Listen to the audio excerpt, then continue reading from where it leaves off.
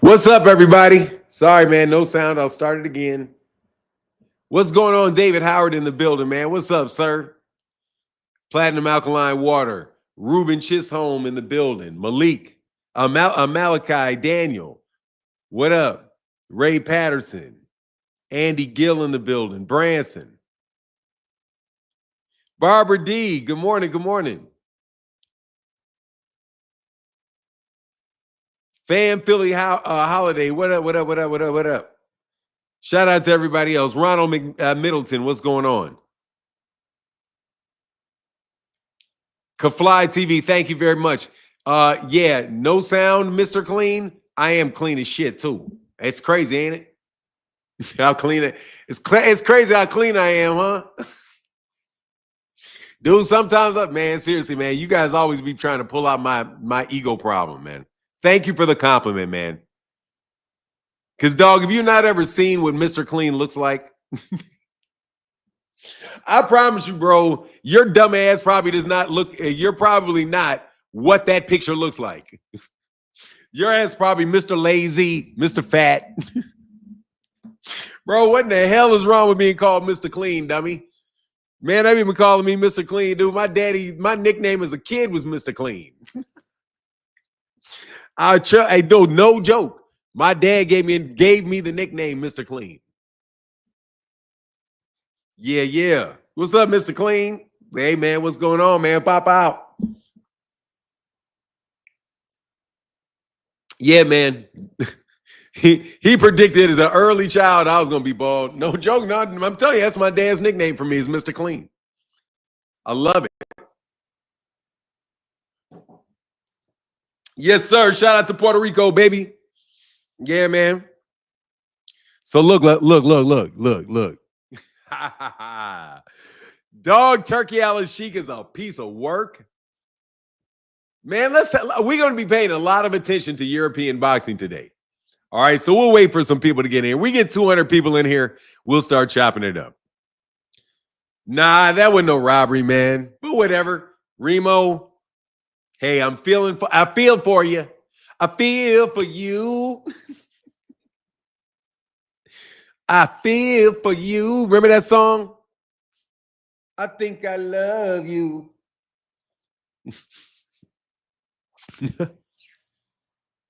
That's what I'm thinking about you, bro. Hey, I didn't listen to that.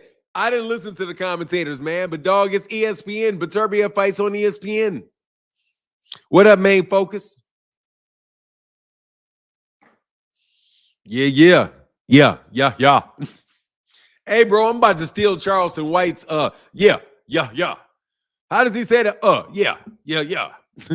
Hey, Fanon, how you see Bivol even admitted he needed to throw more punches? Yeah, of course. Dog, look, man. Bivol got beat up last night. He tried to steal some rounds now. Bivol he won some rounds. He tried to steal some rounds. See, if you give him the rounds that he won, but don't give him the rounds that he tried to steal, you got Beterbiev winning, man. No, dog, Bivol. What do you mean Bivol got beat up is crazy? Dog, Bivol got a big ass. Yeah. Yeah.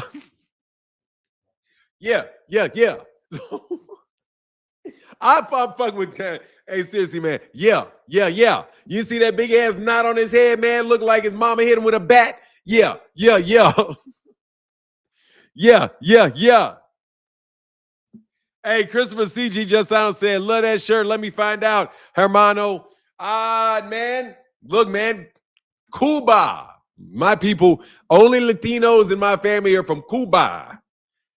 However, we rocks in Puerto Rico, bro. I got much love for Puerto Rico, man. Much love for Puerto Rico. This is specifically for Puerto Rican boxing. Because y'all need to come on back, man. We need to see Berlanga back in the ring. Yeah. Yeah. I'm doing that one, man. Hey said, Bivol looked like a track star those last 3 rounds. Oh, yeah. Yeah, he did. Man, Angel Luis Beauchamp. Bivol gave up the championship rounds. Bivol got beat up during the championship rounds. Is what happened. Oh, hey, are you Puerto Rican and Cuban? That's what's up. Shout out to you, brother. I'm basically a black Greek Cuban. Basically like black, Greek, Cuban. What are the mixes? I never really even look at it that way because I'm black. So basically I'm 100% Negro. However, if you look at the genealogy is obviously English, black, Negro, and a lot of it. Let's do that first. I'm going to start with the most important part to me, Negro. All right, then let's move off the Negro and get to the non-Negro. It's Greek, which is Greek from Cuba by way of Creole. So Creole, I would say Creole, Cuban, Greek. Pretty much that's it. And then your basic biracial, then your basic octoroon, a descendant of octoroon biracial black people. But I'm definitely understand what you're talking about. So anyway, that's why I say we all just black. Because Cuba got a lot of black people, and so does Puerto Rico. So, you know. Anyway, the rematch is needed. Yes, it is. It is. Dean, by any means, what up, Dean? Dog, we're going to have a panel this morning if y'all trying to chop it up. I'm trying to have a panel tonight. I'm trying to have a panel if y'all trying to chop. Dude, literally, bro, there's more people in. Dog, can I tell y'all something, man, why there ain't nobody in here, dog? Dean, can I be a fucking hater, bro? Phenomenal show. Am I allowed to? Dog, you don't understand phenomenal show. I'm so about to hate. I'm trying not to just flat out just hate. Boy, but I saw some crazy shit yesterday. I had no idea the Jai Opatai was that damn popular in the United States. Hey, phenomenal new. You think Shakur saw himself in Tank last night and how it would transpire? Yeah. That part right there, yes. That part right there. Very astute, young man. What are you talking about? Nah, I can't be a hater, bro. I can't. I just want to let you know. I cannot believe that at like 1 o'clock in the afternoon in the United States of America, that there could be 6,000 people watching a Jai Alpataya fight.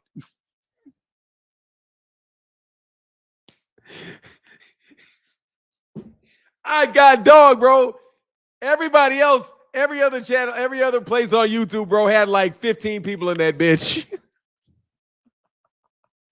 Oh, I'm sorry. Oh, yeah, Fanon. What did we say about Ben Whitaker? Look, man, what we said about Ben Whitaker is he's going to get his ass beat up. Now I saw it. Bro, did you? No, I didn't watch the Inoue fight, man. Inoue, what? No, I didn't watch the Inoue fight, man. I'll be watching that shit. Bro, look, I watched Artur Beterbiev, bro. I can't be getting up. Look, I like Japanese fighting. Don't worry about it, man. I like it. I do. But you guys are pretty much stuck on highlight for me. That's a goddamn fib. Oh, no. You know what happened too? Ben Whitaker threw his ass over the ropes. Dude, Ben Whitaker's the reason they went over the ropes. Look, Ben Whitaker's legs straighten out first. He falls all the way back and pulls his ass over like this and tried to throw this dude over the fucking rope, and his ass went first. I'm trying to tell you. Nah, he got cracked now. Nah, he got cracked. His back got cracked. Nah, I don't even think it was his leg. I think it was his back. His back got cracked. But whatever. He needed to get out of that, dog. But yeah, dog. Yeah, dog. He grabbing them. They both went. Yeah, but dude pulled him first. But I'm talking about what caused him to go out of the ropes. Over the ropes. What caused him to go over the ropes was Ben Whitaker. Ben Whitaker's the reason his ass went over them ropes. Oh my God, did you see Frazier Clark get knocked out? That was the most gruesome knockout of the year. My leading candidate for knockout of the year. For now, that's a goddamn lie. Cameron, a dirty fighter. Hell no. That goofy ass Ben Whitaker ain't getting no goddamn benefit of the doubt out of me. I did a damn frame by frame, Deem. Deem, look, dude, that dog, his shit got yacked. His shit he looked like this. Dude, he was on the side like, up against row. Man, I didn't get to see Jai Obatai yet. I didn't get to see Jai Obatai's fight, because they tried to rip me off, bro. It could have, look, dude, it could have been broke too. Just because it was dislocated, doesn't mean it wasn't broke too. You can break and dislocate some shit. Trust me, if a gorilla hits your ass in the jaw, he's gonna dislocate that bitch and break it. Boom. If you get hit with a bat, that shit's gonna get dislocated and broken. Trust me, man. I've seen people get hit. That shit was dislocated and broken. Bah! That shit will dislocate and break your shit. Right there. Oh, right. Let me tell you, right there. That shit, if you hit them perfectly right there, like right there, that will break their jaw and dislocate their jaw at the same time. So, hell no, because that's why dog, that hook is nasty, bro. And they turned him around. The crazy thing is he turned him around. Anyway, man, his mouth looked like fire. Marshall Bill. Oh, hell yeah, that was nasty. Oh, my God, that was terrible. Hey, shout out to I told you, Fabio Warbly. I told you guys I'm rocking. Dude, I've been rocking with Fabio Warbly for several years. Now, I know y'all think I don't like UK boxing because I don't like certain UK boxing fans. I really do like UK boxing as long as you guys stay in your place. You know what I mean? You know what I mean? Like, y'all just need to stay in your place. You're UK boxing. You're not global. You're not the shit. That's not what you are. You got good fighters, entertaining fights, man, good, cool accents. It's kind of like you go on vacation just watching the telecast. But at the same time, you know what the deal is. Okay? That's why you know what the deal is. I told y'all Whitaker was for you said he was food, no watch and wait for Abdullah Mason to break y'all's heart. Dang, y'all fucked up, bro. Wow. I can't believe that Fahim Sator just compared Abdullah Mason to Ben Whitaker. Dude, Ben Whitaker is a goofball. Okay? The problem with Ben Whitaker is not his talent. He can go back and beat that guy. He just needs to stop being a goofball at all times. Bro, you got to be a professional, Ben. Every second, you got to be a professional, man. And do you know the difference between a professional and an amateur? A professional is somebody that is not going to do jack shit, that is not designed to win that fight. They're not wasting no time. They're not wasting no space. They're not doing nothing. If you notice, every professional basketball player in the NBA over the height of 5'4" can dunk that damn ball. But guess when they don't do it? During a game in an open layup. Because they're like, man, why would I waste all this energy jumping up there? Layup. The only reason that people should be dunking, really, is because they're so damn tall and get up so high that it's just easier to put it in the basket. Everybody else, lay that shit up. Black Fip Slewplex was the wrong sport. Oh, yeah, it was. Hey, dude, and Abdullah Mason is surviving on the top-ranked matchmaking diet. I have to tell you something.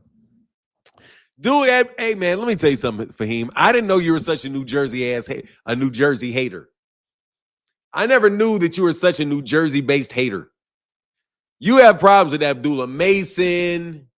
You got problems with, who else you got problems with? You got problems with, you were killing somebody just the other day. You just killing somebody the other day. You killing yeah. You killing the Gervonta Davis fight with Roach, just hating. And I know your ass just don't want nobody in DC getting paid. Hating ass New Jersey dude, bro. I swear. Oh man, this is so fun. What a great, see, this is why I want the fight, man. This is why I want the fight to take place between Gervonta Davis and Lamar Roach. man, we could accidentally see a really good fight like this. I know Abdullah Mason's from Ohio. I'm saying New Jersey's a hater. No. Pull Out Bandit. Fahim is from New Jersey. And Shakur is from New Jersey. Fahim is a Shakur Stevenson fan. I know, I'm on here so much, I know the fan base, who everybody's a fan of, and when they bring that hating ass stuff out. So, hey, Fanan, I agree with you. Do you think he's just putting antics and maybe saying the wrong words, but it seems something like Prince Hasim? Do I think he's just putting on antics? I don't know. I don't care. I don't want to get into his mind, Ralph Chestnut. Again, I'm about profession, man. Let's be professionals. See, that's why when I debate y'all, I don't play around. I don't play around with my food because in that I'm a professional, and I'm gonna do whatever I need to do to whoop your ass. Because at the end of the day, you gonna get your ass whooped. It doesn't matter if Rollo cry. You won't let me speak for a half an hour and not. No, that's why. Because I'm about to whoop your ass up in here. Get your ass out of here, man. You're not about to be able to disseminate your bullshit. However, Fanan, I'm actually from a small island off the coast of Jersey. We built different from you land lovers. Let me tell you something. If your ass is anywhere near the stench of New Jersey, let me tell you something, man. New Jersey, when I was a little kid and I used to drive, we used to drive to Philly. I don't think we go through New Jersey to get to Philly, but we would go from like Philly to New York or something. But wherever we were on our way from, maybe DC to New Jersey, DC to New York, whatever it was, man, let me tell you something. You're around the same age as I was. Your whole damn state stinks. When I was a kid, I couldn't believe how that shit was the stanky ass dude. Philly is before Jersey. The stench of New Jersey, bro. I swear I've never heard. I'm telling you, I can't remember when I went there. It may have been going from DC to New York. I know New Jersey's right outside New York, right? Let me tell you something, man. The stench of New Jersey, bro, in the 1980s and the 1990s. You smelling Camden? I'm telling you, that whole state stinks. Hell no, dog. As soon as you hit the New Jersey state line, that shit starts stinking. That's the stinkingest ass state. Y'all, dog, got to take baths walking outside, dog. That shit stinks so bad, bro. I ain't never seen. Hey, dude, in the 80s, I don't know about it now. They might have cleaned it up.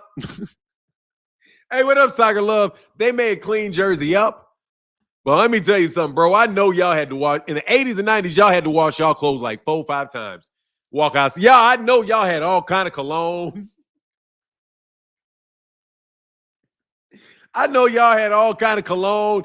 Hey, that's why you ever see how they be selling them oils out there? Hey, man, look, when you go to New Jersey and DC, because DC is somewhere near New Jersey, New Jersey stinks so bad that the surrounding states, the people don't even use cologne. They got to get legitimate oil. They got to get oil, scented oil, to be so strong, to get a Muslim. I'm telling you, they got to use the Muslim. They got to use them oils. That's why they use them oils. Because that's the only way. Dude, DC is close enough to New Jersey where you need some oil. In order for somebody to smell you through the funk that surrounds you, you need some oil. That shit is penetrating, dog. You see, I ain't arguing. Hell yeah, baby. Dude, New Jersey stunk so bad, bro. These dudes have to put on oil. Otherwise, you won't smell the cologne from a. They want that shit they want that cologne around them like a fucking shield, like a funk shield. And it is. It's like magic, bro. Those dudes. Dog, seriously, man.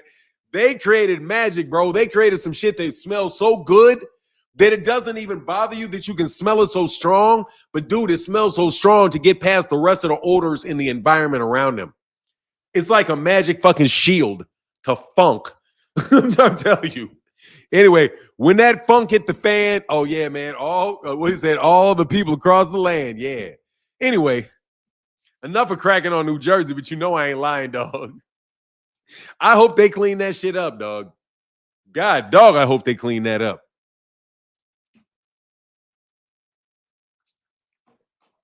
I'm surprised half the state ain't got cancer. They used to dump everything in New Jersey, bro. No joke.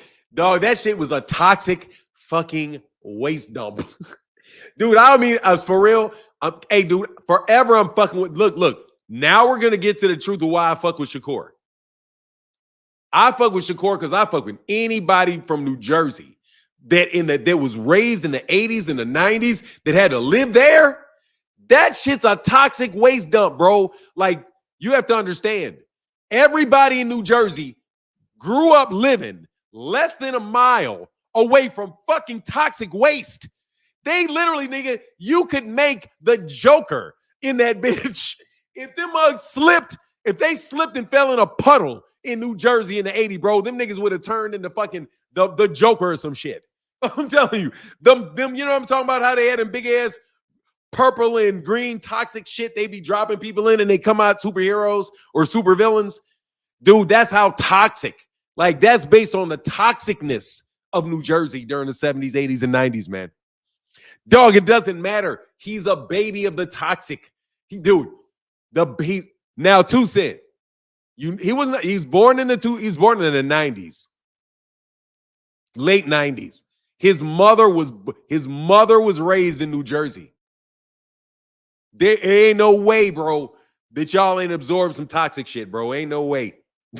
Ain't no, man, you don't even know. He may be 6'2" if his ass wasn't born in New Jersey. You don't know. Because New Jersey's that bad. No joke. New Jersey's that bad.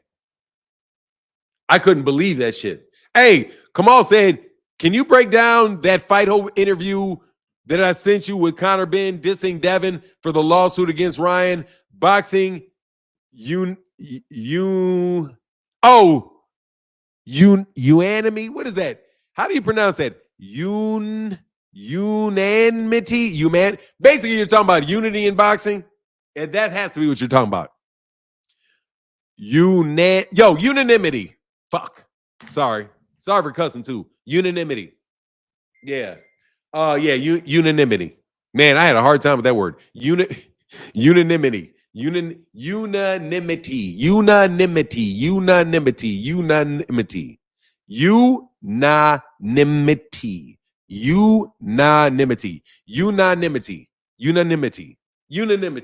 So, boxing unanimity. I agree 100% because by unanimity, what he means is everybody agrees. Devin Haney brought all of boxing together by suing another boxer and you with complete unanimity. He has been scolded by boxing as doing pussy. Man, that shit is ridiculous. He actually has me using the word P-U-S-S-Y on the internet for the last week. I swear I did not say that word on the internet. I don't think for 5 years I've said that word on the internet until he did that. And I was like, on Twitter, I was like, yeah, that's some pussy shit. That's the only way it's so pussy that you have to just be like, there's no other word that describes that in a way that everybody would understand. Like, I have to call him a pussy because it's factually true. Soft ass, wet ass, bull. You know what I'm saying? Soft, wet, and female. Dog, that shit is terrible. It literally fits. Yeah, I can fight, bro.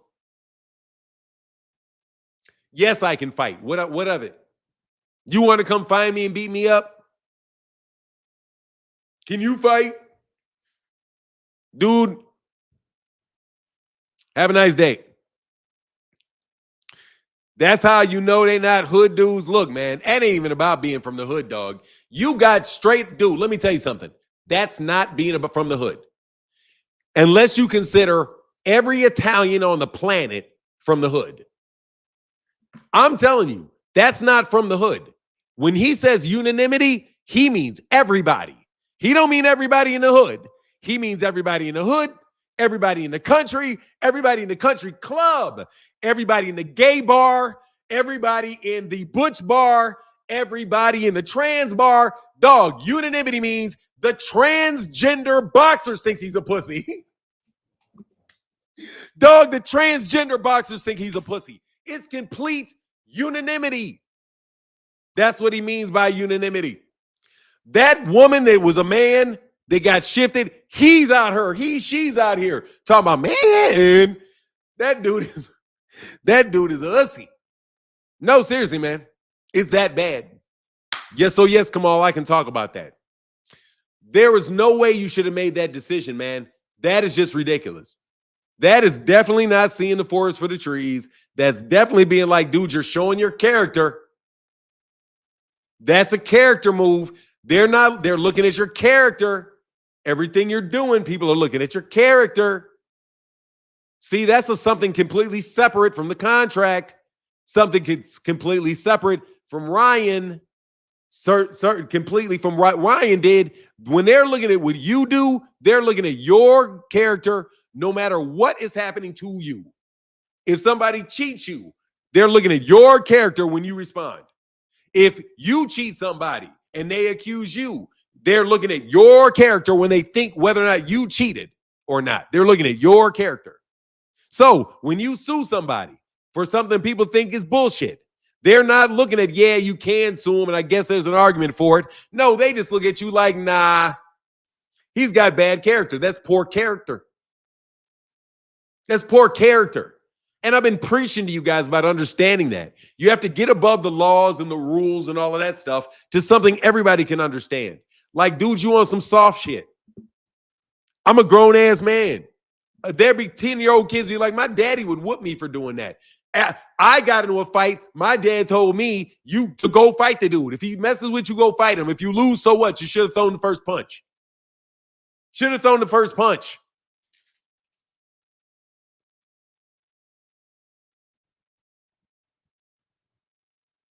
So yeah, absolutely. That's when you're going to get unanimity on that. You're going to get unanimity.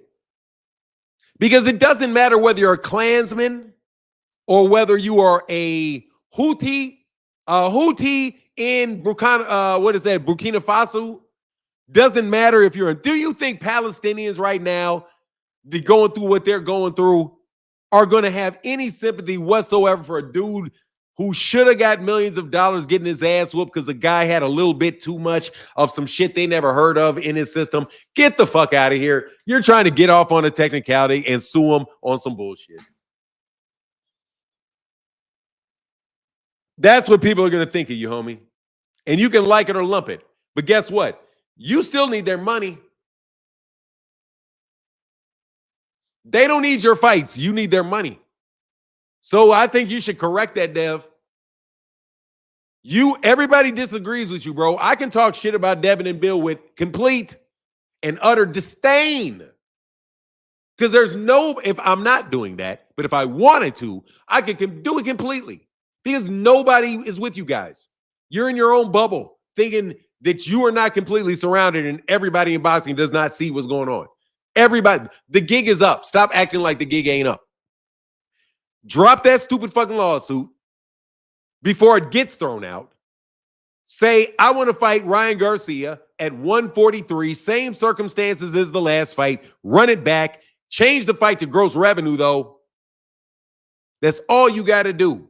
Change that shit to gross revenue. Make that shit at 143. Send that shit to Vegas. Get your money. And then people will have respect for you. Even if you get beat up, people have respect for you because you'll have the respect and the money. Right now, you ain't got the money and you ain't got the respect. So you ain't got no power. So you got to take, money, power, respect. Back in the day, they used to say that in them little rap songs. Money, power, respect, Money, power, respect. You ain't got no money. You ain't got no respect when you sue them. That right now, I'm trying to tell you, they don't respect y'all. I've been trying to tell y'all for a minute. I was warning. You guys is moving kind of crazy. Warning. Nah, y'all want to keep moving that way. So now you completely isolated and literally, white boys Much love to all my white boys. Can I get some applause for my white boys? I ain't got no problem with white boys. I'm just calling you, like Puerto Rico, I would say Puerto Ricans. Dude, those dudes on Morning Combat, who by all things that I can see would be considered some white boys, they were killing Dev. Oh my God, they were killing you, dude. You don't understand, bro. They think that is sucker shit. White people think that is sucker shit. Half of the United States wants to shut down the entire Constitution and not do any government spending because you got to do it all yourself. These guys have been working on laws to cut away people being able to sue people, going to court. Dude, these people don't even like anybody that sues anybody. They're concerned. They don't want to do that. They're like, no, you, doggy dog. Doggy dog. You're trying to pull a government in our business. Dude, they don't like that, man. They don't like that. They don't like soft shit, bro. I'm telling you. You can say what you want about the majority population in this country. They ain't soft. They don't like that. They don't even care about suing. Dude, you know how many times the United States is sued by some other governor because they're walking in there? They're literally walking up in there and doing whatever they want. They don't care. Sue to your purple in the fucking face. We don't care. You're not coming to do shit about it. But they don't. So they don't care about your lawsuit. They care about who has the power to get what they want done no matter what. That's what they think. They are what you call ruthless people. So ruthless people do not respect people that they think are soft as fuck. And you'd be amazed if you ever listen to senior white male executives. I'm telling you, unless you've ever been in a boardroom with a mad white male executive, bro, you have not heard somebody go off. Okay? Especially them Italians who don't hold back nothing. Dog, they're not respecting that. Nobody wants to do business with you because they don't respect that. Like, nah, man. This dude don't understand, bro. I can't mess with him, man. Because you do that to him, you're going to do that to me. I don't respect that. But hey, man, your echo chamber will love you no matter what. You know why? Because it's an echo chamber. See, this room has an echo. If I say, Fanon is great, real loud, I'll hear it back. Fanon is great. Yeah, I heard it come right back to me. But guess what? It was only the walls reflecting my own voice. So when you say that you're great and everybody, that's just them, the people around you, just reflecting what you're saying back to you. I promise you, 9 out of 10 people surrounding you do not agree with this lawsuit. They're just going to support you because you're not even asking for people to agree with you. You're just asking for the support. I know because I need people's support. I know the difference. I can argue with Keys to the Game boxing, but I need his support. So let me give him his wrench back before he don't give it to me. I'm telling you, man, y'all better off being real about things. Devin and these dudes been living, and this is for this $5 super chat. Devin been living in La La Land so damn long. He been living in La La Land so long. Here you go, Keys to the Game. I get the super chat. Thank you. I just want to give you I just want to get you this moderator, bro. All right, it's taken care of. And here, I'm gonna go over here. Trill Spill Phenom. What up, man? Opulent TV. Hold on one second. Where's the super chat? Somebody supported. Thank you, man. I appreciate it. Need it. Can't told you. Hey, wrench up. Keys to the Game again. He's in the chat. Got you, brother. Thank you, Phenomenal. Hey, Phenomenal, you else got to get my phone number, bro, so you ain't got to super chat me nothing. You can just always just hit me. And I'll hear it. You know, because I can have a chime for you on my phone. I swear people talking about Deb because of he's the face. Delusion at its finest. It is. Let me tell you some delusion. Turki Alalshikh's pulling out of boxing. Turki Alalshikh is moonwalking out this bitch, y'all. Dog, y'all, I'm telling you right now, Turki Alalshikh is about to moonwalk out this bitch. I'm telling you. This shit ain't gonna last. I'm telling you. I'm saying it now. He ain't long for this. If he is long, I promise you, I will say, hey, I was wrong. This bullshit continued a lot longer than I thought it would. But that was a lot of L's they took last night, man. Ben Whitaker, huge L. What a huge L for Ben Whitaker. What happened with Chris Eubank? I didn't see that fight, and nobody's talking about that fight. Everybody's talking about him having a run-in. Anyway, here's his link. Let me see if I put a link in. Have I put a link in? Oh, no.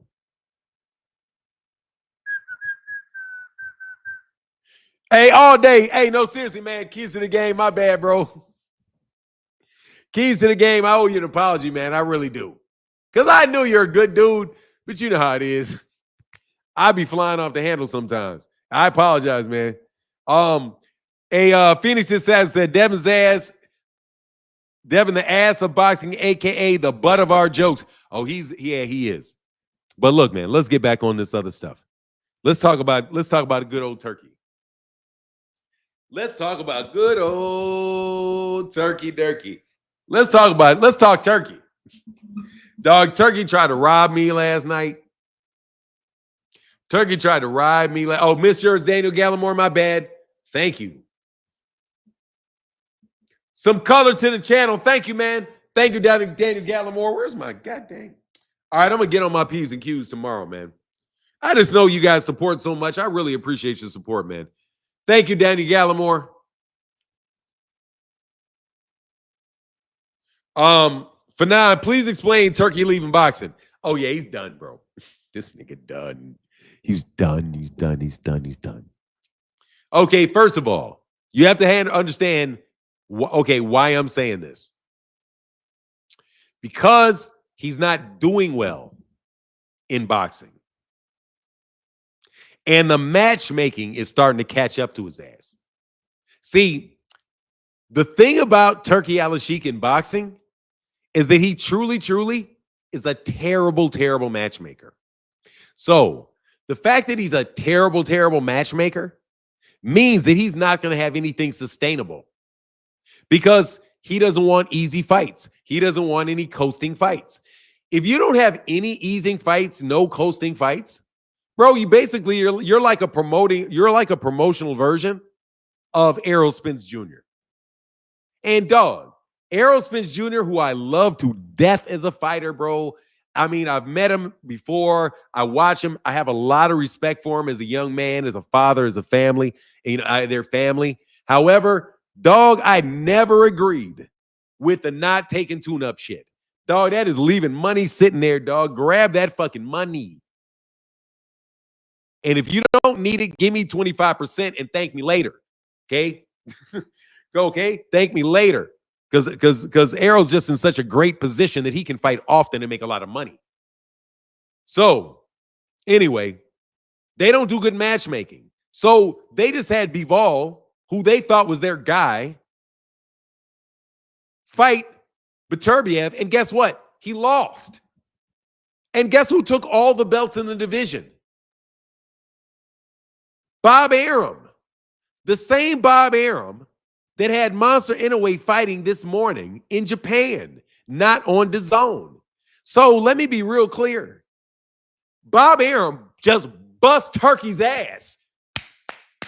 And he was forced to act like an asshole. The reason that he had to do that $20 thing is because Bob Arum had snatched that fight and stuck it on ESPN. Just like Bob Arum is not allowing Turkey to air fights with Monster Inoue. Dude, Turkey, you guys keep talking about Turkey and Al Heyman and not looking at Turkey and Bob. Dog, Bob don't fuck around. Bob just snatched the whole division off their asses. Bob will fuck around and have 5-6 fights with Beterbiev over on ESPN. You kidding me? He just hijacked all their shit. Well, why the WBC was trying to protect Bivol? Dog, the WBC was protecting Bivol by saying Bivol couldn't fight for the WBC belt because he was Russian. But Beterbiev is Russian. The WBC was literally protecting them, working with them to keep that undisputed fight from happening. And then guess what? But He winds up getting his ass buzzed by who? Bob Arum again. And you guys want to tell, Bob Arum wins 80% of when he fight. Bob Arum wins 80% against the PBC. Bob Arum wins 80% against everybody because Bob Arum's got the best matchmakers in boxing. Okay? He has the best matchmakers in boxing. He's doing a cost-benefit analysis on that fight over there, bro. That's why he said, fuck Turkey. This shit's going to be over here. After you make this fight and get all that done, this fight's about to be over on ESPN. And we're going to air it on ESPN Plus. And we're just going to have it free to Americans. No, bro, we're not about to hide Artur Beterbiev over there with you tucked away on the zone. No, it's going to be on my network where I am. So bait and switch happened with Turkey. Told us, oh, well, we won't charge anything. DAZN, DAZN, DAZN, DAZN, DAZN, DAZN, DAZN. So everybody can get prepared to watch the prelim on DAZN. And there's no issue at all for weeks about there being a pay-per-view for the undercard and the main event being free on ESPN with a subscription. So Turkey acts like it ain't the case for weeks. And then the morning of the fight changes their mind and they charge us. Why would they do that? They know they're going to look terrible because the money ain't right. Did you not see how scaled down that event was? Now, I didn't get to see the actual fight card on DAZN because I wasn't going to pay for that shit once they tried to rip me off. But I looked at the arena. Nah. Yeah, that's why there was only one fight on ESPN. Yeah, dog. So that's what I'm saying. No. Turkey has got problems over here, bro. Turkey's got problems. And Eddie Hearn is losing his shirt, bro. Eddie Hearn is losing his shirt. Eddie Hearn is losing half his stable, man. Fucking around over there with Turkey. Dude, he done got AJ knocked out. He done had a 5-on-5 that Frank Warren done ran through him on. He's got people saying, Eddie Hearn got people saying, he's saying, man, look, I can't even get people to fight on my cards, my regular cards, because they want to fight on Turkey cards. So when he puts his big names on Turkey cards, they lose. Dude, Turkey is killing this man's stable. Turkey is killing that man's. Turkey is single-handedly decimating Matchroom. His damn self. Dog, tell you, he's single. Dude, Turki Alalshikh is single-handedly destroying Matchroom. And Shakur Stevenson was smart enough to not get on board with it. Smart move, Shakur. Damn.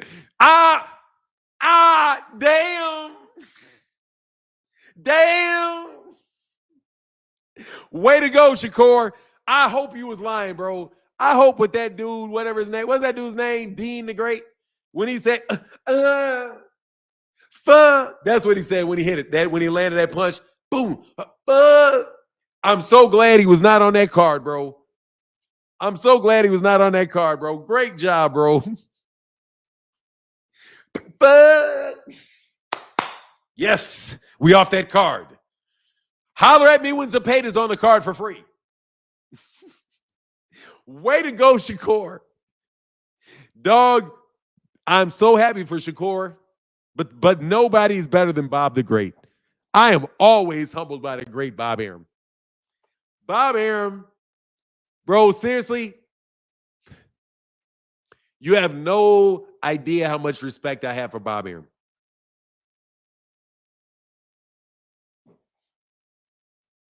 You have no idea how much respect I have for Bob Arum. Bob Arum is shafting these young boys, dog, on bro, he only got like 1/4 of his brain cells he used to have, but his ass is killing y'all with the mugs. Dude, Bob Arum sitting back, smoking a fatty every day, fucking y'all up. Because y'all think you can fuck with Bob, bro. Nah, God dog, Bob Arum. The Hall of Fame promoter for sure. Y'all ain't say Bob 100 with the wits of a 21-year-old, man. Let me tell you something, man. Bob just took all their shit with Beterbiev, man. Dude, these dudes do not know boxing. You got I'm telling you, the matchmaking for that shit was crazy. Like, you're not supposed to do that, man. Beterbiev, dude, I'm telling you right now, Bivol gonna get knocked out by somebody else after what he took from Beterbiev last night. Because you guys keep thinking that Beterbiev's punches, just because you don't really see his head moving that much, bro, let me tell you something, man. Bivol had his chin like this. Bivol was whipped, man. Bivol kept his chin so tight. And just, he would do anything not to get hit in that chin. He would take any body shots, hook any of that around the top, anything not to get hit on that chin.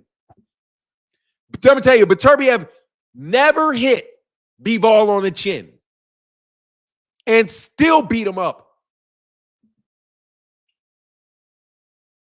It don't make, no, dude, it does not make Canelo look bad, bro. This is Artur Beterbiev, man. This is Artur Beterbiev, man. It's an old Artur Beterbiev. It's an old Artur Beterbiev. It's an old Artur Beterbiev. And Bivol really ain't all that. I mean, he's very, very good, but you know. At the same time, I can understand why some people would think he won the fight. All right, here's a link. Dude, Beterbiev's just a beast, man. That's all I can say. That's the only way I can put this. Dude, Beterbiev is an utter monster. That he's an old monster, dog, he's still a monster. And I know y'all don't like that. I know. Let me let y'all on here come chop it up with the kid. Come chop it up with the kid. We've been on here about an hour. Looks like we got 400 people in the building. I'm around the way. From around the way, yay. Let's get it. Let's get it. It was Beterbiev's pressure is why I'm cool with the decision. Yeah, I'm cool. I would have been cool with it either way, man. I feel sorry for Bivol because I like Bivol. His wife is clowning, though. His wife is, oh, my God. She's a piece of work. Yeah, puff up pass, you're deluded and new. Hey, watch this. Shy Arungwa. Shy Arungwa. Shy Arungwa. Look, man. Shy Arungwa.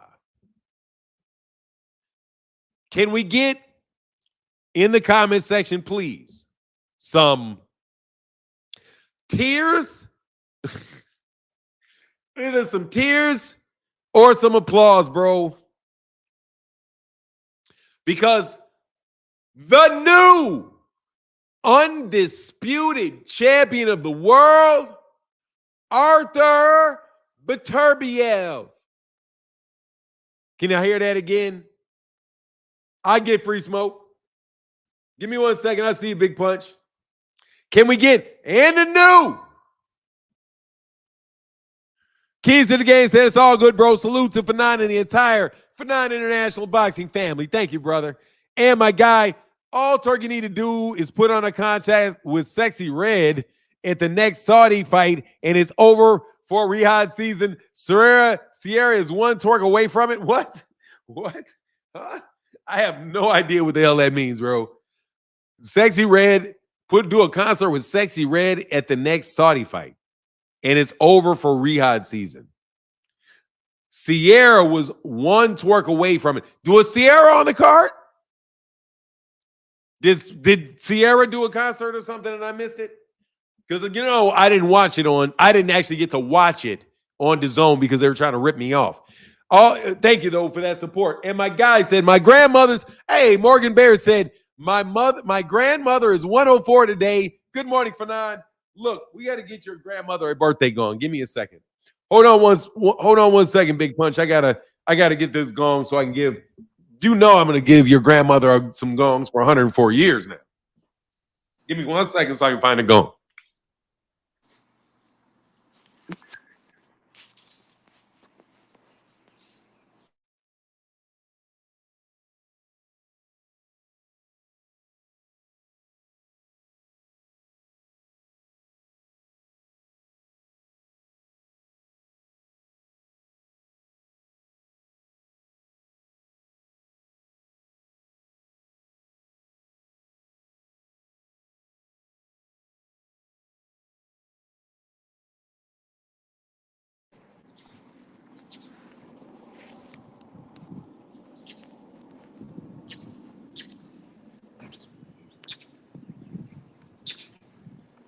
Did you leave your mic?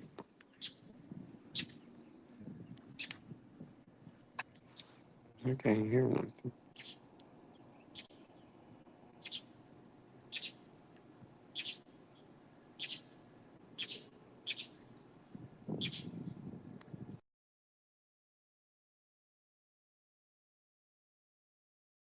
Is it on? Hello? I don't know. I can't hear you for some odd reason. Can you hear me now? Oh, now I can hear you. Yeah, I hit mute on accident. Oh, okay. Yeah, Did you hear man. the gongs? Nah, I didn't. Everything was muted. All right, hold on a second, man. Let me get these gongs. Hey, Morgan Baird. Happy 104th birthday to your grandmother.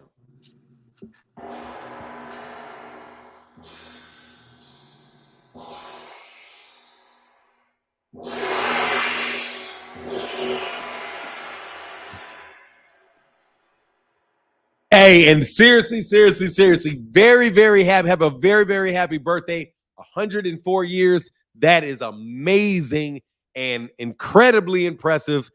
You had to do a lot of right things in life to live that long. Hey. But yeah, Yes, sir. man. So, okay, so what's on your mind? Oh man, that fight last night, man, or I don't know, earlier during the day or something like that. But yeah, man, I just feel like Bivol outworked that guy, man. He did, like, get some power shots off, but I just feel like Bivol was just working way more. Like I just Beterbiev threw like 300 more punches than him, right? really, like, Yeah. was they connecting? Because I seen a lot of punches to his arms and If you look at his fist. first of all, if somebody hits you on the shoulder or somebody hits you on the forearms and arm, like, dude, some of that stuff counts. Oh, they counting the forearm? I mean, you can hit somebody like in the neck and the shoulder, dude. He's hitting them around here. But Oh yeah, I anyway, know those count. Beterbiev, dude, but I think Beterbiev landed. They landed right around the same amount, but Beterbiev was a lot more active. A lot more I active. feel like he won like the first. I don't know, like Bivol won like the first 4 rounds or something like that. Like, and I just feel like old Dude, boy I'm just really telling you, didn't bro. pick The up dude until threw like the 300 later more punches. rounds, the You, championship rounds. hey, look, I'm just telling you. If you're talking about being busy and working, Beterbiev worked more because Beterbiev worked the entire round. I'm not. You can say they missed whatever, Devin Trotty, but guess what, Trotty, that's still effective aggression. You got to do if somebody is really pressing the fight. That's called effective aggression. Effective aggression and clean and effective punching are not the same thing. Okay, they're not. Effective aggression is when you're using ring generalship to force that fight, to pin that dude in and create all that contact. He stayed within range to throw all those punches, and they were landed. So I mean, they were landed. So some of them were landed, but now, of course, not all of them were landed. But again, here's something: that the judges don't have CompuBox. Yeah, true. Right? So they don't have that. They don't know the numbers. Like they're not sitting there like getting at something. Say, oh well, that round he landed 11 punches. Like they're not counting punches. The judges, because the number of punches isn't in the scoring criteria. They're looking at effective aggression. They're looking at clean and effective punching. They're looking at ring generalship. They're looking at defense. Right? And those are broader terms than the CompuBox that the TV wants to tell you. And did you notice that they changed the stats like 3 times? They changed the stats twice in that telecast. Like they totally changed them. In one graphic, I can go back and if I read the graphic right, it said that Beterbiev that Bivol was throwing more punches and landing more punches. But then they switched it. Yeah, but they switched it at the end and it totally flipped. Yeah, because I think it was like around the 7th or eighth round. I know Max Kellerman ain't all that, but he had Bivol winning. You know, yeah, and I thought I was seeing the same thing. You All know, I'm saying is, man, all I'm trying to tell you is that number one, I agree 100% with phenomenal show. Several of those rounds, this is the way that I see it. This is why I don't think it's a robbery. Some of those rounds, Bivol really did win. Like seven, I think like 7, 8, and 9. Between 7, 8, and 9, I probably gave him 2 of the 3 rounds between 7, 8, and 9. 1 and 2, I gave Bivol both rounds, both round number 1, both round number 2. But number 3, 4, 5, and 6, those were Bivol. Those are Beterbiev rounds. Because Bivol was in those rounds, Bivol was just waiting. He was waiting to throw punches and flurries while Beterbiev was doing all the work during the other times. And you can say that those blows were only glancing, but guess what he looked like? Bivol looked like this when he was taking yeah. them. Okay, so it wasn't like he was throwing back. He was standing like this, absorbing those. Dude, they're going to score those punches, dog. If you just stand like this and you got a guy literally throwing boom, boom, boom, boom, boom, boom, boom, boom, boom on you, dude, they're scoring those, bro. What's his name? ESPN or CompuBox may not count half of those. But again, man, Beterbiev's punches are short. A whole lot of that shit where Bivol threw shots like this, way out here with them hooks. Those things didn't. So a bunch of those shit got caught, but they were acting like they landed. So again, the judges, nor are we actually counting the punches ourselves, and none of us go back and actually count them and say, let's count them ourselves. But the judges don't score like that. So Beterbiev was pushing the pace. He was in the center of the ring, and he was continually moving and cutting off Bivol, and he was engaging.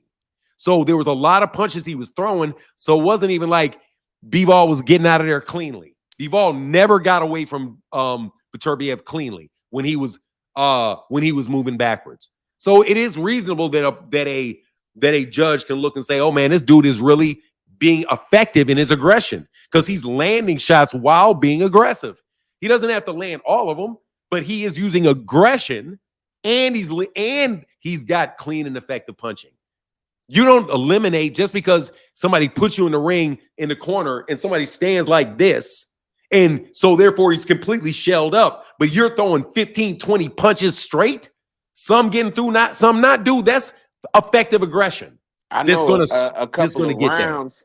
I know a couple of rounds he had him like that, where it was just like he was just standing there, just taking it. But for the most part, Bivol was moving around the ring the whole night, like right, because he was getting punched around the ring, dude. Dude was there. He was again because Beterbiev was pressing him. He was moving because he was getting pressed. And after like in those middle rounds, Beterbiev was landing on him consistently, man. I don't think it was a robbery, bro. I can see how you can see your way, and I can see it. Like, yeah, if you're gonna give him rounds for his clean punching, if you give him rounds, all the rounds for the clean punching, then you're scoring the clean punching, and I can understand that. I'm scoring that effective aggression because he is on top of that guy, throwing a bunch of punches, and the only reason that those punches are not all landing is because Beterbiev is because Bivol's in a shell. You're in a shell. If you're shelled up, getting hit, bro, nah, dog. Because you're not slipping and getting out of it. You're not showing me defense. This isn't defense. It is defense, but it's not like you're getting out of there and you're not getting touched type defense, like a Purnell defense, which is just obvious. This dude is like this and shelled up, which means I don't really know if these punches are landing or not. So it looks to the ref standing right behind you that the guy's throwing 15, 20 punches. I'm telling you, man, I don't think it's a robbery personally. I ain't gonna lie, I ain't had really nothing really invested in the fight because, to me it could have went either way. But from what I seen more of a draw than anything else. Somebody one of the judges had it a draw. Yeah. But yeah, that's all I was gonna say, man. I really didn't have nothing too much invested in it, but that's all I wanted to say.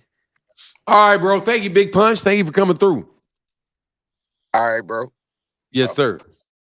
And I agree 100%. I can see how you would see that way. I can see how you would see it that way. I really do.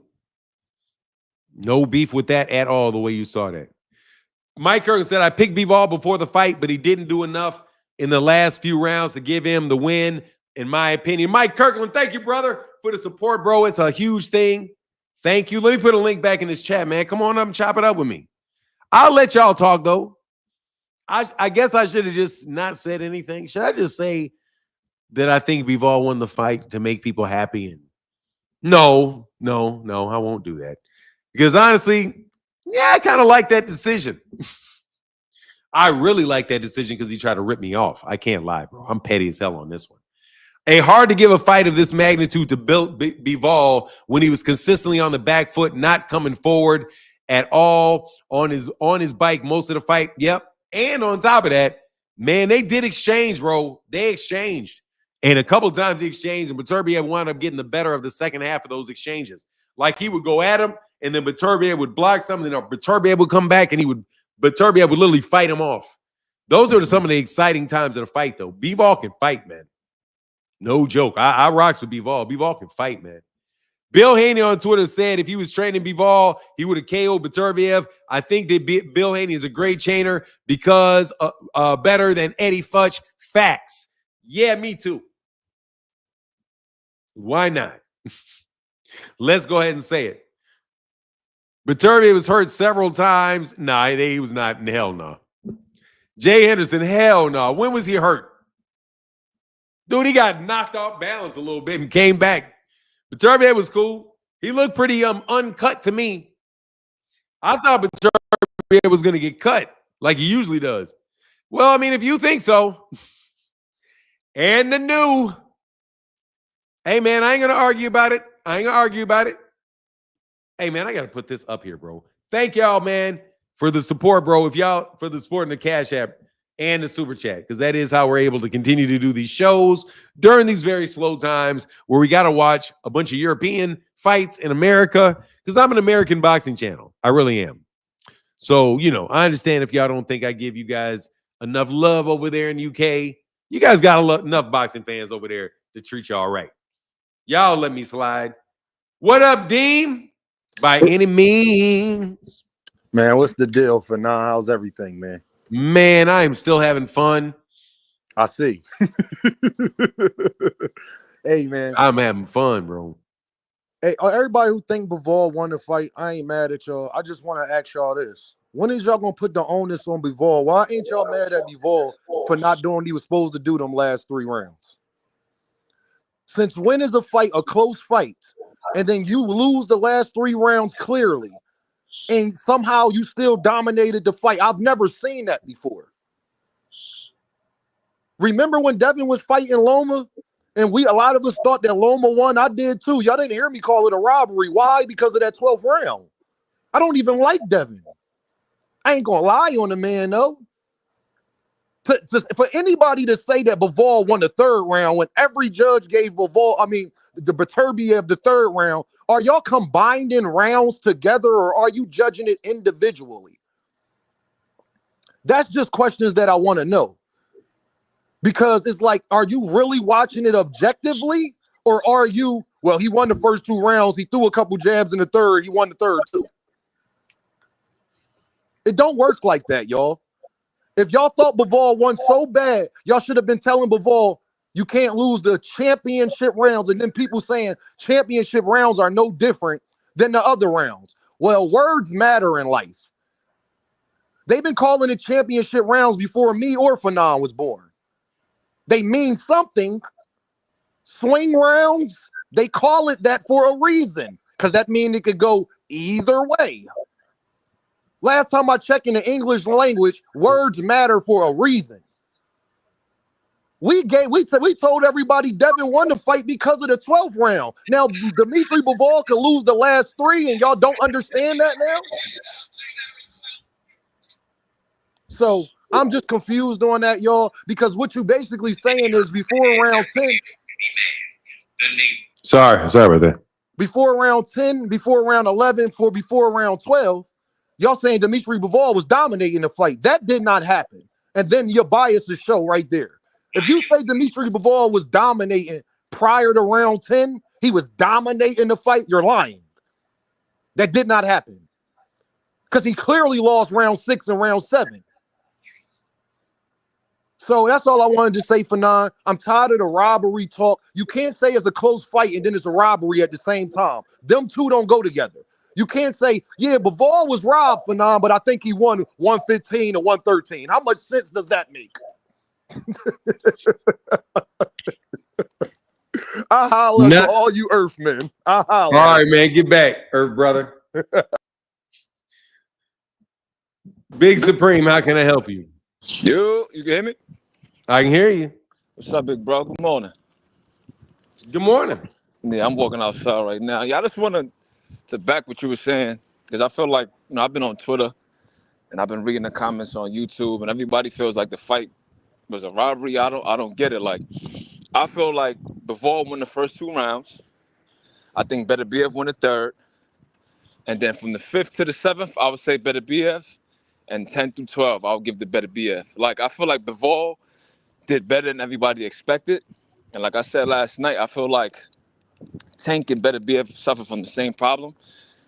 They have this concussive knockout power, so everybody's expecting them to knock their opponent out. Same thing with Pitbull. Pitbull basically got his platform from going the whole 12 rounds with Tank. Nobody expected that to happen. We thought he was going to get knocked out.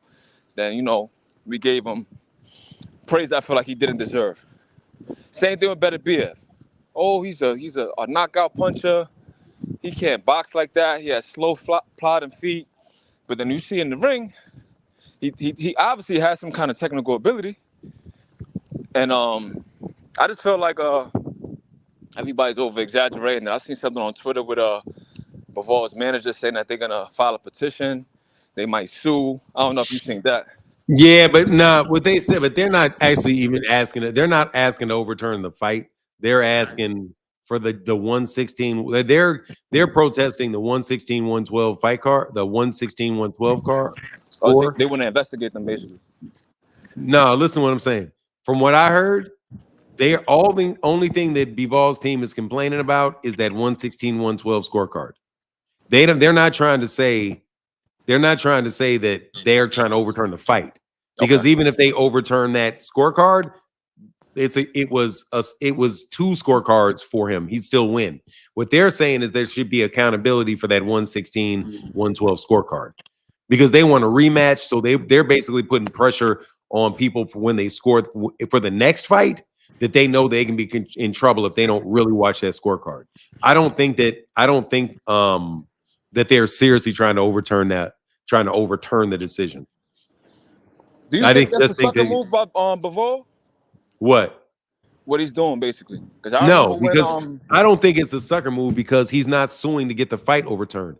He's doing something I think is actually pretty smart because he's saying about that particular judge that 116, 112 card was not right. We protest that score. So if they're just saying they have a problem with that score only, and they don't have a problem with the fact that they lost the fight, it's not some bullshit.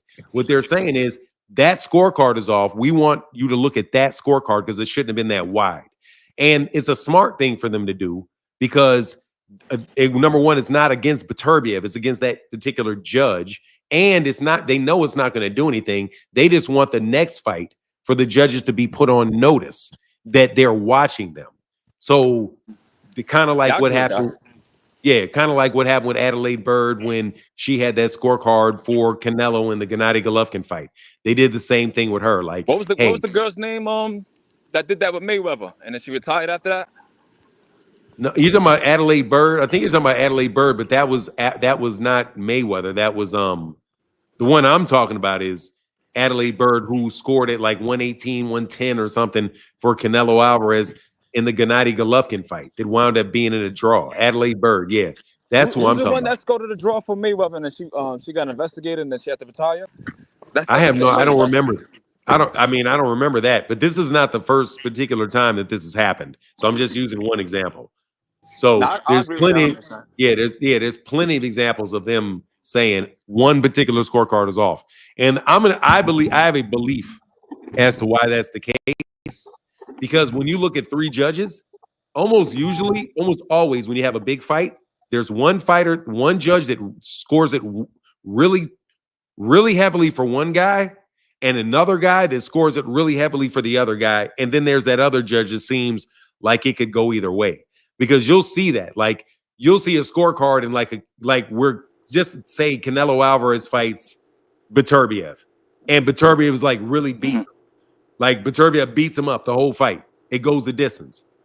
You'll see a scorecard for Canelo that will be like Canelo one, they'll be a draw for Canelo. And you'll be like, how the hell did that happen? It happened because they're looking for Canelo to win every round. I do believe they do that. Like they may have a style judge. That's a fact. Yeah, like they may have a style judge. Like, and if you don't look for always accuse people of always being. I think Tim Cheatham is like that. Yeah, well, no, it's the Tim Cheatham, the judge, or Tim. Yeah, so you'll have a judge that likes a certain one style. You have another. You'll pick a judge that has another style. So which judges may go one way or the other. I think that's why you see those scorecards like that. Because if I was putting on a fight and we had to decide what judges, I would go look at how they scored fights. And if one guy scores for the aggressor, I don't really want him. If somebody wants, it's kind of like a jury, like a negotiation for a jury. You get a certain amount of people you get to put off for that. I would suspect that that's why you get these scorecards like that, and people always think it's corruption because it's too consistent. What you think about Canelo not calling out Beterbiev? Why would he? He'll get killed. He shouldn't. That's what I'm saying. Like he said, he wants the winner, but then he said only if Bivol wins. That's crazy. Right, because he ain't stupid. And honestly, I think Beterbiev stops him in the rematch. He probably could. I have a theory on not saying that these guys are using IVs and nothing like that, but I felt like in Saudi they can't rehydrate. All right, hey bro, I gotta let you go, bro. I don't want to do that. I got you. All right, man. Yeah, let's not do that one. I don't want to. Nah. I'm about to say that the Beterbiev is out there on illegal IVs in Saudi Arabia. Those dudes only show up to Saudi Arabia a little bit before the fight, man. They're not doping in Saudi Arabia. If they're doping it wherever they're training.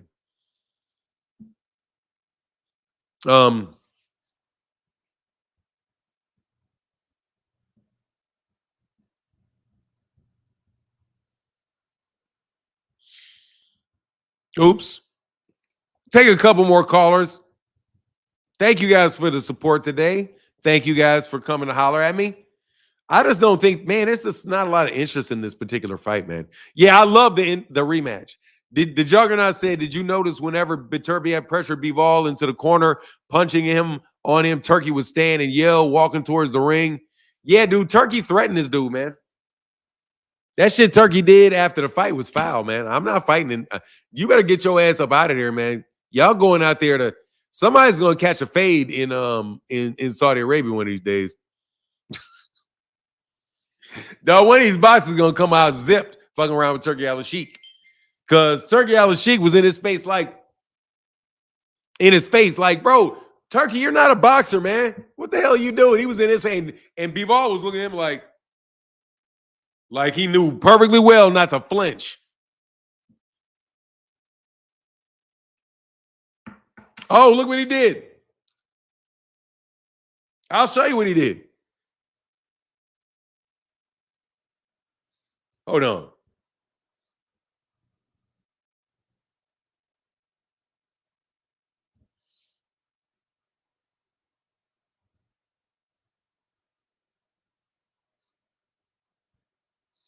Give me a second. I'll pull it up.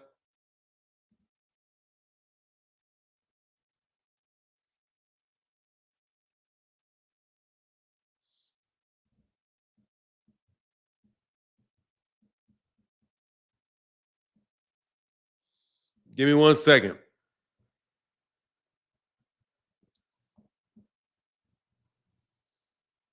Oh, hey. Lincoln Levers, how are you, sir? Wagwan Fanan. What's good, man? Hello, little Carl from Wayne at Jamaica, man. Big up yourself, man. Thank you, brother. Thank you. What's on your mind, man? What about the fight last night? I thought I lost a lot of money on Bivol. Trust me, but I'm not perturbed by by the decision, because I expected it. You Yeah, I expected it? expected it. Why? Yeah, because these as you speak on these judges have a thing. They don't care about the whole fight. They just care about if you win the championship rounds. And I've seen it happen a lot of time. And I thought he lost the championship rounds. You know? Yeah, yeah, he did. He definitely lost some. Yeah, he did. And then I was watching the seventh round. He took the seventh round off. But trust me, man, I think this guy I think this guy Bivol is a master class. Trust me. Oh, he is. I think he's a master class because he literally let Beterbiev look ordinary last night. He let him look like an ordinary fighter. Trust me. I don't know, man, about that part. I was riding with you to that one because if he looked ordinary, so did Bivol. Yeah, They but both. trust me. There's no other way he could have fought this guy because if he stand in front of this guy, it wouldn't have gone the distance. Trust me. Yes, There's sir. no I way. agree. There's no way you can fight this guy and stand in front of him. You wouldn't have any face left, man. Yes, Because sir. this guy is naturally a cruiserweight, This guy is naturally Yep, a he is. cruiserweight, not a light heavyweight. Yeah, this guy is I mean, naturally a cruiserweight. So when you have a cruiserweight coming down to light heavyweight, this guy can hit. No joke I about that. don't This know, guy man. can I hit. think no, I think he really is a light heavyweight. He's just 40 years old, man. At 40 years old, you fighting a little bit. He didn't really, he's only got 20 fighting, he's 40. So he didn't hit the pros until he was what was he in his 30s Yeah, yeah. before he turned He pro? stayed long in the amateurs. Stayed long in the amateurs. Huh? But on another There is no cruiserweight. note There's before no I go, cruiserweight in the. There is no cruise. There, I don't think there is a cruiserweight division in the amateurs. I think no, there's a light heavyweight, heavyweight, super heavyweight. There's no cruiserweight in the amateurs. So he didn't fight at cruiserweight. He either fought cruiserweight, he either fought heavyweight, either fought light heavyweight, heavyweight, or super heavyweight. And he fought. I okay, think he okay. fought at heavyweight. He did fight at heavyweight because he fought Usyk. He fought at All right, heavyweight. There is no cruiserweight. thanks for the correction. You can always stand to be corrected. But on another note before I go, Yes, sir. there's a certain podcast goes by the name of BBS. Please, I want to get the message across. Please stop hating on Jovan to do this. Please, Yeah, I please, don't think. Yeah, please, no, because don't care what you said, you can't change it. Thank is the man. All right, sir. And big up yourself and thanks for the opportunity. all right, brother. Thank you, man. Peace. Yeah, man. Yes, sir. Cats out here catching strays, dog. That wasn't me, brother. Hey, man, that wasn't me. Anyway, it is what it is, dog. Look, man, I want to. Hey, I ain't gonna lie, dog. I'm real close from clowning. I can't lie. I'm real close to clowning. Not blue blood though. But I'm telling you, man, some shit is just too. Hey, dog, you're over the top, dog. Dog, that shit was comedic. That was comedic, homie. Ain't no way, Holmes. Ain't no way, Holmes. Dude, people do not, dog, in the United States of America, man, there you could, Shannon Sharp could not have 10,000 people in a live stream watching Jai Opatai. You could try that shit. You could try that shit on Club Shay Shay, and there will be 1,500 people in that bitch tops on Club Shay Shay.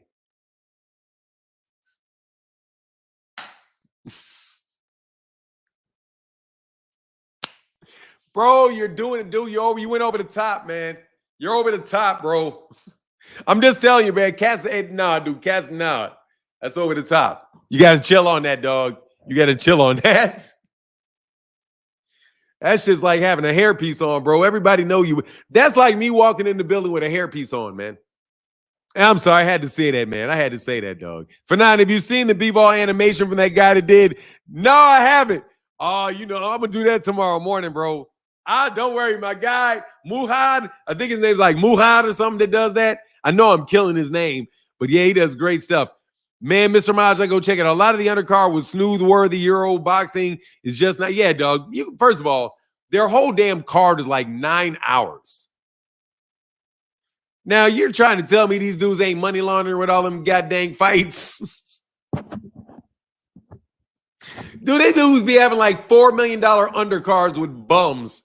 Like, man, come on, man.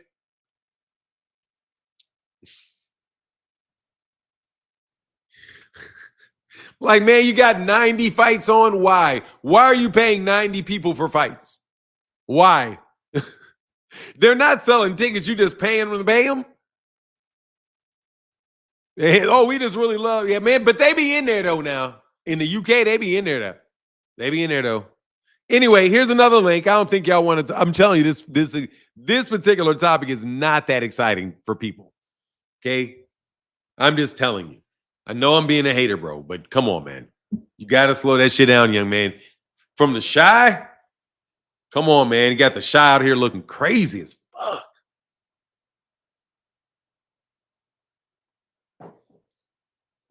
You got the Shy looking crazy. They listen. Nah, man. Nah, Blue Blood's entertaining, man. Blue Blood is pushing the conversation, man. He's pushing the conversation. It's okay, man. Ain't no problem with pushing the conversation, bro. Hearn's roster is something like 0-5 versus Artur. Oh, for real? Did Artur Beterbiev gut? Did Artur Beterbiev gut? Let me represent the Shy. Please do. Please go represent the Shy, bro. Because they got out here acting like we just on some shit. Like, no, bro. Like, no. I know I'm hating too. Because I don't like that, dog. When I heard the Shy, I'm like, bro, what the peroxide booties? Bro, please. You my age with peroxide booty? It's called, by the way, that's just called a Latin King fade. That's a Latin King shag in the Shy. Latin King shag. It's not even Latin. It's just a Latin King. It's a Latin King cut. It's crazy, bro, because I actually used to listen to that dude before all the fake tank hate. I ain't watched him for almost 2 years. Yeah, it's unfortunate. But I mean, it is what it is, man. I'm telling you, man. Here's the thing. Things move, man.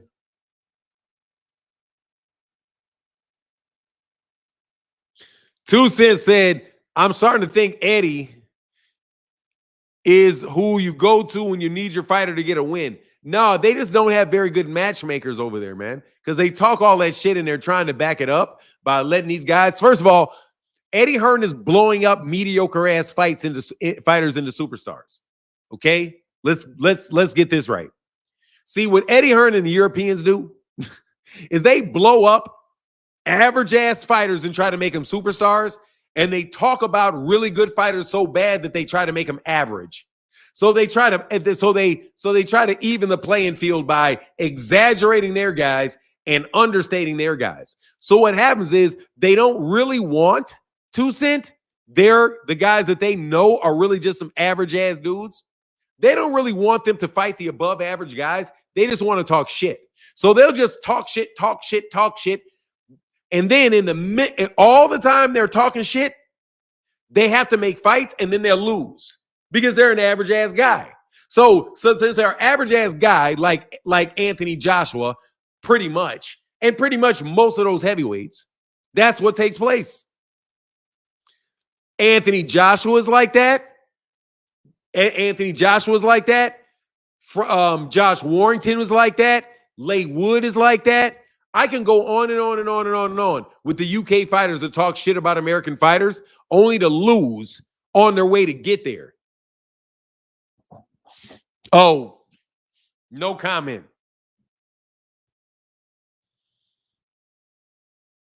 Hell no, Terrell W. Ben Whitaker cannot be nice. Dude, hell no. He's too goofy. He spent too much time being a goof and trying to be as efficient as he can be with his skill set and his abilities instead of trying to copy somebody.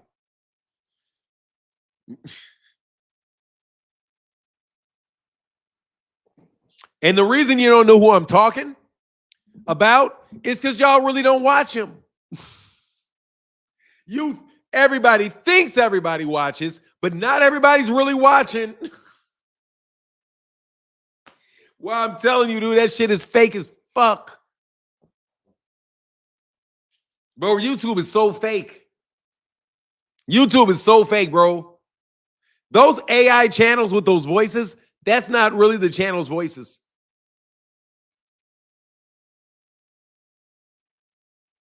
You watched with KQ? Man, Richard Paris, that's why you didn't show. Oh, yeah, because I didn't do it. I didn't buy that shit on DAZN, bro. Hell no. What do you say, blah, blah? What is that? What's that phenomenal show? What's blah, blah? What did I do? Yeah, I think Whitaker's a clown, man. I can't lie. I think Whitaker's a clown. Yeah, exactly. I'm telling you, man, that dude, I'm telling you. Dog, if you ever see me with a live stream and I am watching a fight that nobody cares about, and I've got 10,000 people in my live stream watching it, but there's only 110 participants, bro, that shit's not real. Oh, okay, yeah, I never watch.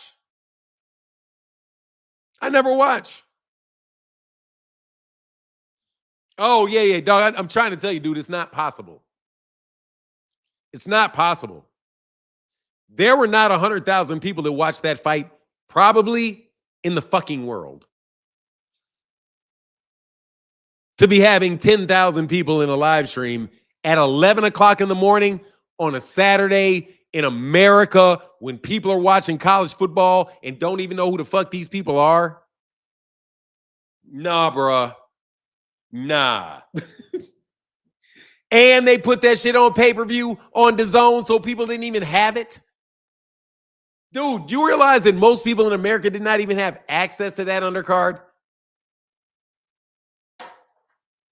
Most people in America had no idea that shit was on. I'm telling you, Shay cannot have 10,000 people in a live stream like that, bro. Can you please stop faking it?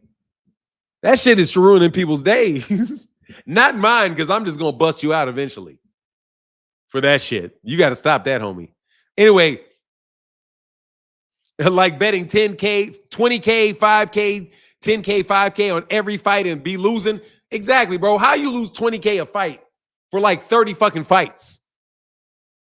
You would be broke as fuck on the street. The money's not real because the money's not even fucking real. Be fake, dog. Be betting 30K of fake money. I can't believe y'all, bro. People don't even be watching that shit, man. You think people really watching that shit? People ain't really watching that shit. That shit's just made up. And it pisses me off sometimes, man. Because I guarantee you, bro, ain't no fucking way. No fucking way that is real. That whole situation is real. That situation is bot like a motherfucker, bro. Ain't no way. Ain't no way. I'm telling you, that shit is completely fucking fake. Anyway, here's the link. Did you see the final of MAH? What is that?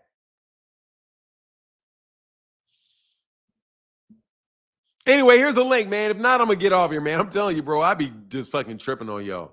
The distinct to which you guys are phony as hell. Y'all lie about the news. You dudes be having whole fucking channels that be fake. Like, dude, these guys, I'm telling you, Boxing Media is wild as hell, bro. They will create an entire fake fucking channel with a fake fucking person with fake fucking numbers and just put that shit out there so they can spread any type of fucking message they want, bro. That shit is crazy how YouTube has become. I didn't know you could buy live streams. Hell yeah, dude, you can buy live stream viewers. Hell yeah. Dude, people buy live stream viewers all the time, bro. They buy live stream viewers all the time. Companies will buy live stream viewers all the time. Dude, we were watching Devin Haney on Instagram. They literally, Devin Haney said that he had 80,000 likes on a Gervonta Davis post inside of 30 minutes. He had 80,000 likes. Get the fuck out of here. Barack Obama could hardly get that shit during a presidential election that fast. But you got Boxing Hacker immediately coming up, defending it and saying it can happen. That's the first time I ever heard from lion-ass Boxing Hacker was when I busted Bill and Devin obviously skewing them goddamn likes. Ain't no way in the world you had 80,000 likes inside of 30 minutes. So, bro, you do not have 10,000 viewers in a live stream at 11 o'clock in the morning watching Chantel fucking Cameron, bro. Ain't no fucking way. If you don't stop, you will barely have that shit for Errol Spence and Terrence Crawford. They took that shit down pat because you got to bust these dudes out. Bro, you're being manipulated, man. You're being manipulated. You're being manipulated and lied to, bro. And I'm sitting there watching this shit. And I'm like, nah, bro. No, bro. You, dog, trust me. I do this. I do this. I myself, watch this. If Errol Spence and Terrence Crawford were fighting, I know how many people would be in my live streams during the week. 1,000, 1,200, some shit like that, right? There's no fucking way in the world I'm even going to get 100 people to watch Chantel fucking Cameron and Jai Opatai with me. No fucking way. Well, you will not. None of the people, bro. Matter of fact, hold on. I'm just going to make sure I'm right. I don't want to fuck myself over. Let me make sure. Let me see. I have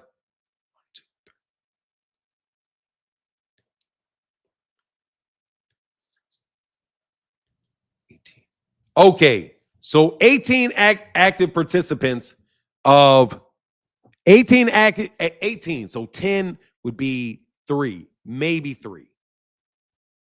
Nah, bro. Hell no. Hell no. Anyway, it's funny. The epic Bill Gilgamesh. But if there are 10,000 people in there, more people will go in, and actual people will follow you in there, though. But nah, dude, Blue Blood is not a clown, man. Blue Blood's a good guy. I think Blue Blood's a nice guy, man. You know, I don't know, man. They shot it. Oh, okay. No. Pull out. No. That just means they're streaming it. That's it.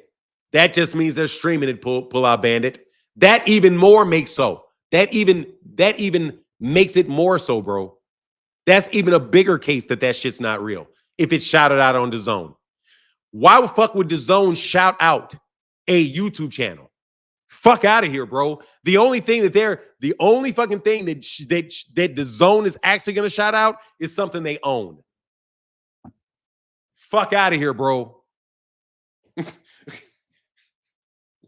Dude, hey, fuck out of here, bro. You can say what you want, but I'm done on that subject. Wait and see. Wait and see. I'm done on that subject, but wait and see.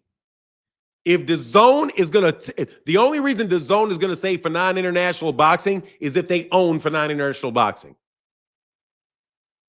That's it. That's why I'm saying it's fake. If they shut out anybody on DAZN, that's because they own it.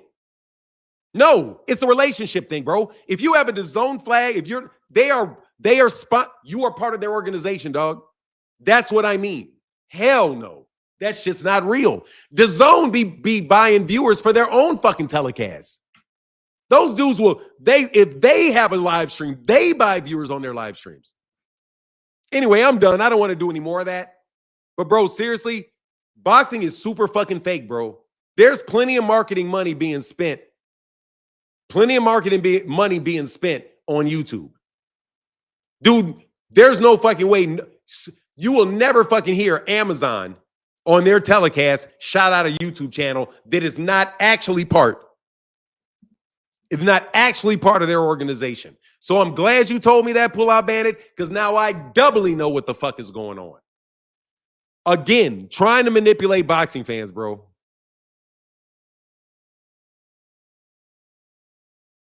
The playback on your live stream is slow. Dude, I literally don't, look, Fahim said, I literally don't know anyone who even has it. No one has DAZN. Like, dude, I'm telling you, this shit, dude, DAZN is manipulating the American market, bro, with these fake-ass YouTube channels, fake-ass people making fake-ass arguments, bro. Ali Aladepo was the first one. Ali Aladepo had a YouTube channel, winds up working for DAZN, bro. Okay? DAZN is investing in marketing in the U.S. with channels everywhere, bro. This shit, I'm just telling you, these dudes are actors, bro. Exactly, bro. Exactly. Exactly, Pull Out Bandit. Exactly, Pull Out Bandit. Now, look, Pull Out Bandit. I actually have a YouTube channel, and I know how the money and the monetization and all that stuff works. And I know that most people make their money off of sponsorships. That's where the money is, bro. So don't tell me my job, Pull Out Bandit. I'm telling you the job I know, okay? I know full well how many people watch boxing in America. I'm the only person that you know that can tell you the pay-per-view they can accurately predict pay-per-view buys. And I do it all the time. I know the range is going to fall in from them because, dude, there's a finite number of people that are into boxing. Bro, if there's only 4, you've already heard Leonard Ellerby say that about America. He's like, man, these people acting like this shit's real. Dude, there's only 300,000 hardcore boxing fans really in the United States. 400,000 that are going to do it all the time, bro. And that makes sense, bro, because the numbers stay sensical across every boxing in every boxing outlet. Those numbers are consistent. The only time you see some gross anomaly is when somebody's faking it. That's it, because there's a finite amount of people in the system. You cannot tell me, bro, that there's going to be a local Mexican YouTube channel that's going to have boxing YouTube channel is going to have a million subs. This shit'll never happen because it's not big enough. I keep telling you how the media is lying to y'all, dog. Yeah, dog, there's like 400,000 in America. There's like 400,000 hardcore boxing fans that are going to buy fights. That's why Tank does 250, 300,000. Somewhere in between there. Because that's the base, bro. The entire base, they know how many people and they know exactly who's buying. I can look at the numbers, bro, and tell you when something's real and something's not real because it's not consistent. If you see somebody doing something, bro, where that shit seems off of the numbers, more than likely it is. I'm just telling you, man. I've been telling y'all all that stuff with Devin Haney has been fake. Okay? I told you guys from the beginning, all that conversation about Devin Haney and Tank ducking and all of this, I told you it was fake. I told you it was fake when they were doing it, when they were, we definitely don't have people who know it like you, so I appreciate you. Yeah, I'm telling you, bro. Dude, do not believe boxing media, dog. Do not believe what they're saying. It's PR. And they own all kind of different YouTube channels, bro. And everybody that I've said that about, they keep their mouth shut. Because you got to remember, the same sponsors, they approached me. So I was offered gambling. I had a gambling site sponsor me. I get calls from gambling sites. I know what the deal is. I don't gamble my own money on a gambling site. If they sponsor me, I'm gambling fake money because that's what they asked me to do. They're like, hey, man, will you? I'm not going to name names. I'm just saying, hey, you can gamble. But I was like, dude, I don't want to lose money. Like, don't worry. You can't take the money out.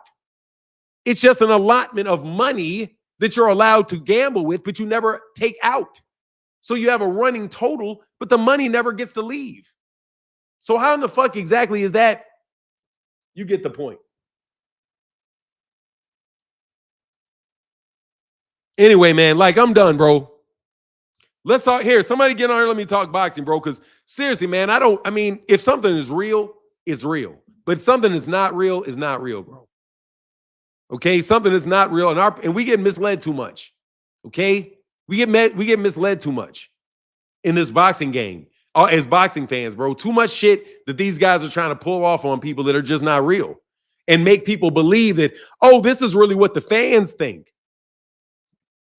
Dude, the fans don't think the shit that these people are saying.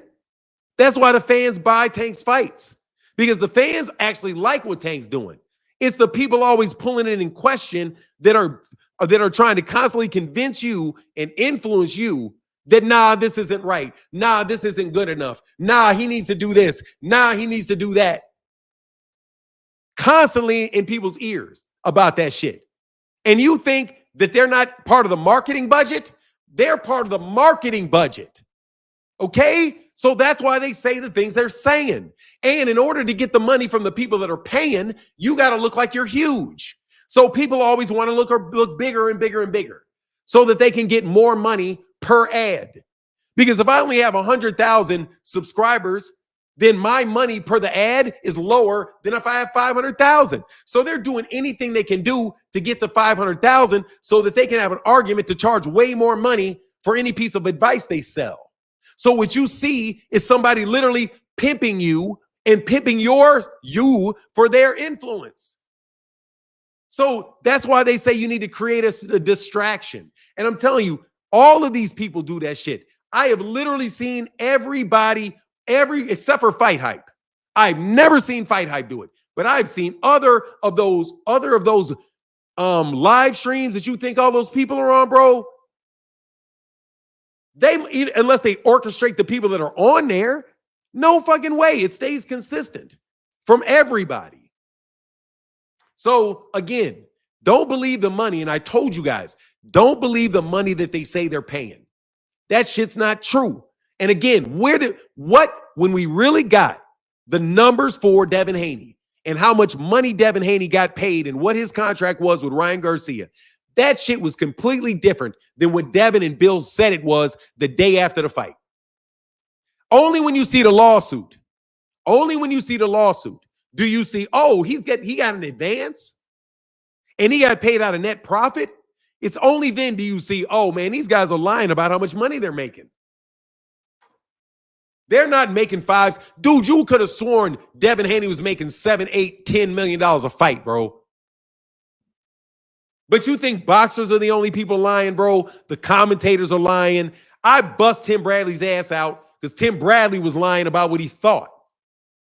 And you better damn well believe they're going to try to prop up people around people like me. They're going to try to prop up people around people like Deem. They're going to prop up people around other people that create followings that can actually tell you in a logical fashion what's going on with the facts. So they prop up all these goddamn fake ass people so they can make a lot of fucking noise and make a lot of video titles that just keep running and running through the feed. So you think, no, nobody really knows Devin. I mean, nobody really knows Tank. Tank's a failure. Tank's a failure.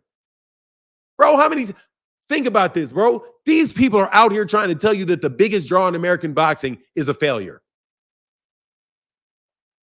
Who is going to do that with a straight face? Look at the messages. Dude, little hee-hee. I told you, little hee-hee. I told you about hee-hee. I told you about dude.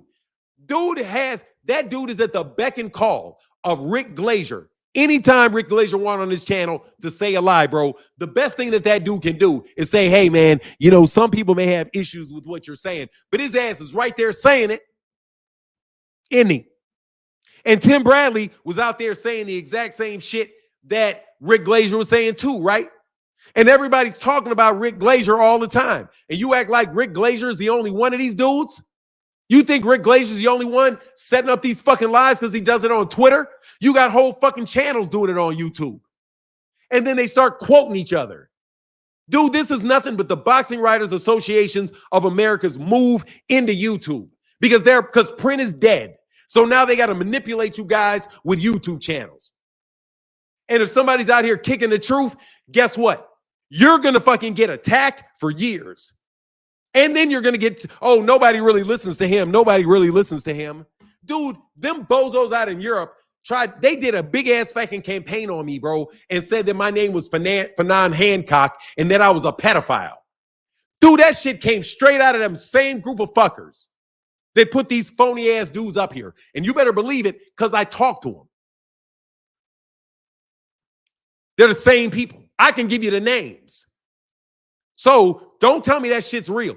You go tell somebody else that shit's real. Fuck you, Henry Cruz. I ain't changing shit. I'm not a bot, bitch. Fuck on. You guys can all leave. You guys can all leave. See, because guess what? I don't care about a sponsor. I'm sponsored by Black History. I'm sponsored by Black History. I can say whatever I want to say. These people sponsored by Everlast. Okay, I'm sponsored by Tommy Hearns, bro. I'm sponsored by Tommy Hearns. I'm sponsored by Tommy Hearns. Go tell Tommy Hearns to tell me to shut the fuck up. I'm telling you guys are frauds, bro. I know you're a fraud. I know it. Okay? Because you guys got PR campaigns for dudes. Making guest appearances on all these talk shows and shit. You pay people to go on shows like that. You either get paid to go on or people pay you to go on. Or somebody's like, oh, if you want me on, you got to pay me. Or you pay somebody to go on. You say, hey, can I get a spot on your shot? Oh, yeah, no worries. That'll be 10 grand. No worries, 10 grand. Hey, let me sit next to you and talk to you so I can look like I got game. Dude, get the fuck out of here, dude. I could pay money to go sit next to Errol Spence Jr. at a seat. When I buy tickets, bro, you can't even get the tickets near the fighters unless you're one of them media motherfuckers, bro. You can't. Do you realize that? Dude, if you're sitting in the general vicinity of a fighter, you're with the dang promotional crew. Because all of those seats are set aside for PBC fighters or top-ranked fighters' families. So in order to get those seats, the ones that are by Steven Espinoza, man, you have to actually be in that. You have to actually be connected to the organization to get in that section. They're not just going to give you tickets to sit in the same section as Errol. But you sitting there. Okay. You better tell me something else because I can get in the back door. Let me break this to you. Me, for a fight, do not have to walk through. I buy my tickets, but I don't have to walk through the front. I can request to go in through security because I got so many stupid ass dudes talking crazy to me all the time. So I know what it works. I know how it works, bro. You have to be connected to that organization. You all are connected to these organizations. And shout out, love the LDBC. They are connected to Bill Haney. Okay? These other media channels are connected to Top Rank. Or they're connected to the Zone. And they are begging for some of that Turkey money. They want some of that damn Turkey money so bad to filter down to them. They're not trying to earn AdSense. They don't want to get paid off AdSense. You know how fucking hard it is to work off AdSense? I'm telling you, you guys have to understand the different amount of job, the difference in the job between somebody that is sponsored on YouTube versus us grinding for AdSense.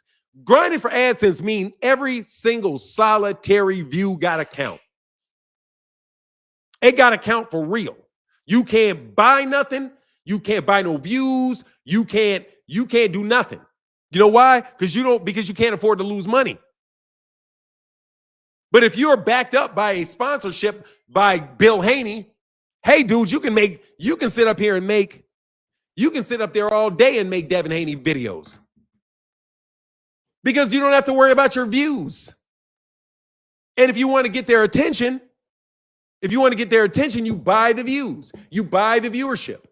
Okay? That's the game. That's the dirty game of YouTube, bro. Why these dudes act like they really trying to help the sport of boxing. No, they're not. These dumbasses don't know the difference between net profit and gross revenue. Now you tell me, and I challenge any one of y'all, you tell me anybody out there that fucking told you anything about gross profit and net revenue in that contract.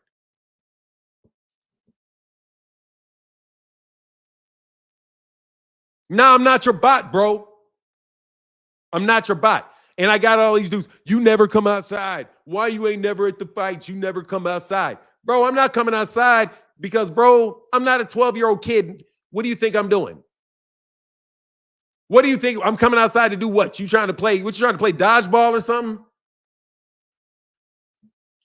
There's nothing exciting about Dev. Think the hate people have for will become ticket sales. They know the difference. They just flat out lie and play dumb. Of course they do. Dude, I'm telling you, man. And ain't nobody try. What is that for him? Ain't nobody try to debunk it either. Hell no. Ain't nobody said shit about that.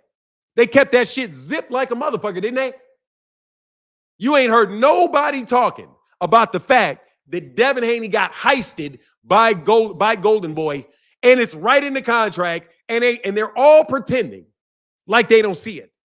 No matter what I say, I've not got a dude. I'll do a whole talk about it again. That is how you rob a fighter, net profit. But they don't want to say anything about net profit for some reason. For some reason. So no, bro. Don't tell me a fucking taco hat is doing all that. Hell no. Man, please. Anyway, quiet as hell in these on these boxing streets. Hell yeah. Mighty quiet. Mighty quiet on these YouTube streets. Mighty quiet. And guess what? The day after the fight, bro, I got the same number of viewers on my channel that I do every live stream talking about Artur Beterbiev and Dimitry Bivol. The same amount. Guess what? If this was a Gervonta Davis fight, guess how many people would be in this chat right now the morning after a Gervonta Davis fight? There'd be about 1,500 people here right now. 1,500. I know because I've been through many Gervonta Davis fights. And I know who's going to have American fans at that time listening and talking to boxing. It's not going to be Jai Opatai. Trust you me, it's not going to be Jai Opatai. Trust you me, it's not going to be Jai Opatai. There's no fucking way. That many Americans are watching that shit on Saturday morning at 12 o'clock. Sorry, Turkey. I don't care who you pay. Right now, there'd be about 1,000 people, maybe 1,200 people in here. Something like that. If it was Gervonta. This is regular. This is just the regular crowd. That's why I said, get the fuck out of my face. I'm just talking to people I always talk to. At this particular venture. That means, dude, this is just a regular show. Didn't even matter if the fight happened. We'd still be having the same conversation. That fight was not a big fight in the United States. So how in the fuck is that many people watching it? And you know what Blue Blood said? Shout out to Blue Blood. This is shots fired. I won't even say it. But let's just say this. Hey, man, in marketing, if you really had 2,000 there, say you had 5. If you really had 100, say you had 600. You know what I mean? If you really lost money, say you broke even. Because the reality is the reality. There's no need to have the reality in the perception match. You already are having a hard time with the reality. You don't need for people to also know about the reality. So you just lie about it. I got 140,000 subscribers, bro. I don't have 100,000 views. What do you say? What? I heard him say it. What is that? Fame? Anyway, I'm telling you, they're lying. DAZN been lying about what their numbers been in the United States. Hey, I heard, what is this? I heard that Beterbiev won. I like that Beterbiev won. Says good president for future bouts. I don't want to see these guys running in spots, shouting all the way to win. Hey, look, Richard Paris, I can't lie, dude. I liked it, but that Bivol started stepping to him. I liked it, but that Bivol really did hold his ground and try to start, but it didn't last long when he did it. You know what I mean? But I'm just telling you, man, you got to understand what's going on, bro. And it's just so that we can have real honest boxing talk, because I got to get rid of you bots. I have to, no matter what, man, out of my life, I have to de-worm. I have to de-troll my garden. I've got to de-troll this channel. I have to. You guys are inundating boxing with so many lies. DAZN flat out. Let me tell you something. Let me ask you a question. Hey, do you think that somebody that will tell you for an entire straight week that a fight is free, make no announcement that they changed their mind, but just wake up in the morning and they're actually charging you $20. They didn't even make an announcement about charging people $20. They didn't say, hey, we changed our mind. Let me pay the $20.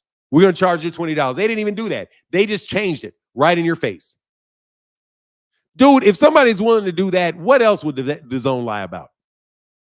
What else will the Zone lie about? To create the perception that their network is bigger than everybody, because the Zone is literally the worst sports network in the United States and the most expensive in the United States at the same time.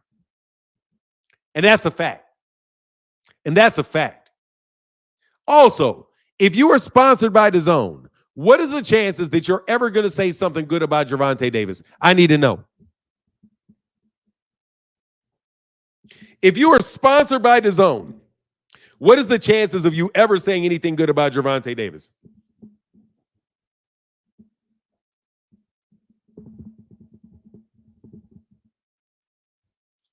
Keith Nolan said, I saw Turki Alalshikh had a YouTube channel. I clicked don't recommend this channel so fast. Also, I don't want to interrupt you cooking, but you missed my previous super chat. I'm sorry. Oh, Keith Nolan, I'm sorry, bro. Seriously, man, I got to get some stuff off my chest, man, a little bit, bro. Because one body in Yahweh.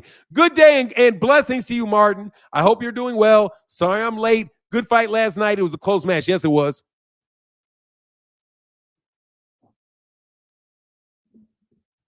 Yeah, they did that bait and switch, bro.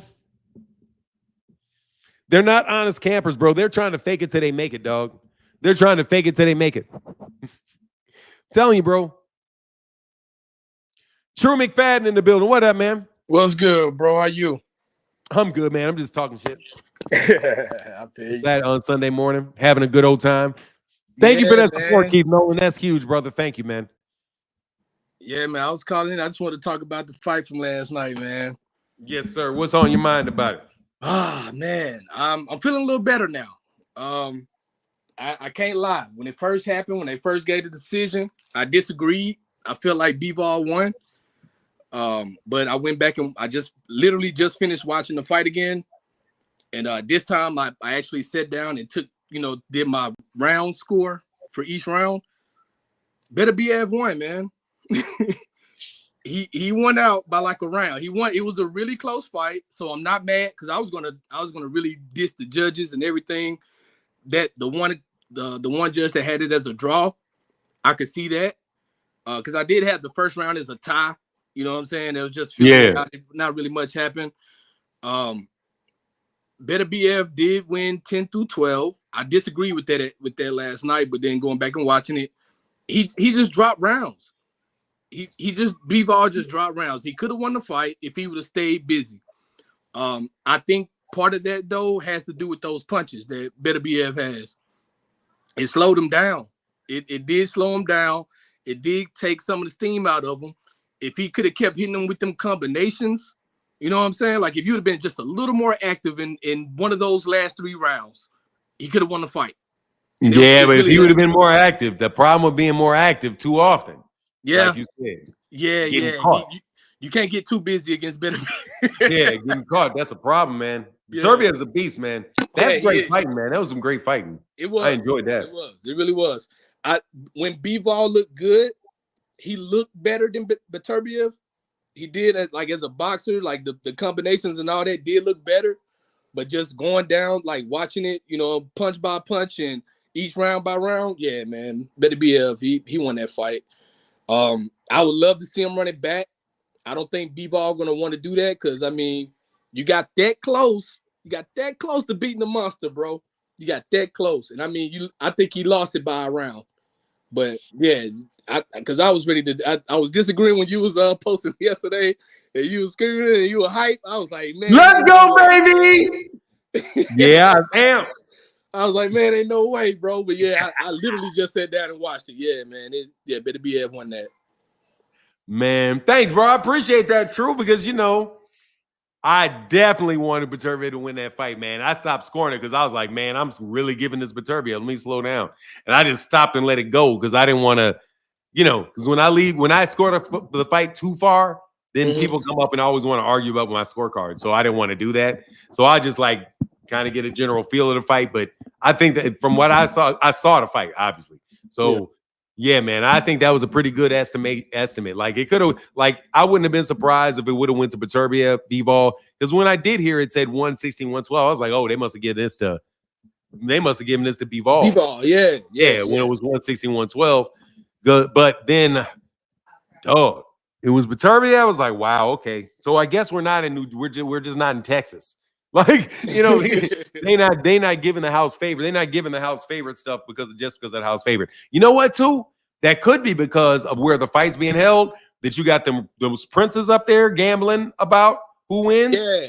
I was gonna say something about Riyadh's season though. The one thing I was gonna say is the 3 fights I watched under Riyadh's season this year that I have an issue with when it comes to the scoring with the judges. Even if they score it, even if they pick the right winner, it's still kind of off. Like Bud versus Mattermoff, right? I feel like Bud won that fight, but I feel like Mattermoff fought it to at least a split decision.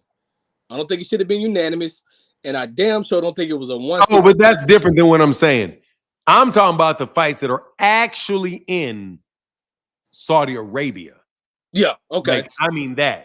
I mean, right. As in, like, if you're fighting in Saudi Arabia and the limited amount of people that really like boxing, if anything funny happens to them judges in front of them, dude, they're gonna have problems with each other because I'm sure these guys got issues, that they want that it's not like Turki Alalshikh is probably talking shit to the not probably, he may not be talking shit to the royal prince, to the crown prince, but still that kind of conversation could be going on if they got any type of issue with something being funny, cheating. I don't think those dudes want to play around with anything in Saudi Arabia. They got to call that fight like they really see it and not be trying to slip no money. Because you try to slip some money on them, you're not getting out the fucking country ever. Right. Did you see how Turki Alalshikh put his finger in the old boy's face? I ain't see that. Oh, I thought when he did told him to cut the camera. Watch this. You guys see this? I think I got it right here. I'll play it from here.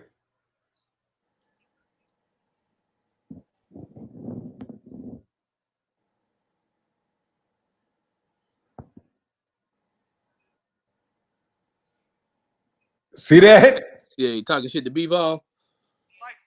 Yeah, dog. You that right there from him, that's problems. Because no joke, I talk shit about Turkey. I'm gonna talk shit about Turkey from across a couple oceans. Being right there, nah, bro. He looking at you like that in Saudi Arabia. You better not blink and just keep it pushing, bro. Yeah. Like for real. So. Okay, but I did want to make this point though. I know the judging usually is kind of weird. Under these Riyadh season cards though, with like I was saying with the Bud and Mattermoff, one of the judges had it 116, 112. Like it's impossible to score that fight 116, 112. 115, 113, I got that. And I feel like one of those 115, 113s could have went to Mattermoff because I felt like it was a split decision fight. The next one, Virgil Ortiz and Serhard Boachuk, that's a complete robbery. Virgil Ortiz didn't win that fight. At the most, he fought it to a draw, and that's what I feel. Boachuk,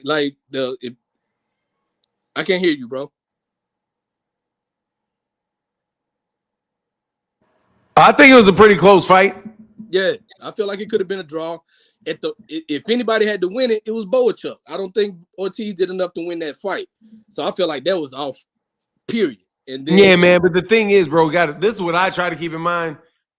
If you were a judge, there would still be 2 other people. Mm-hmm. So it's not a 1-man scorecard. It's a 3-man scorecard. So and again, with judges, I think the thing that people miss with judges, to their credit, is that they are looking up. Yeah. And they're looking from one angle, and all 3 of them have angles, and none of the angles that they're looking at can we see on TV. Yep.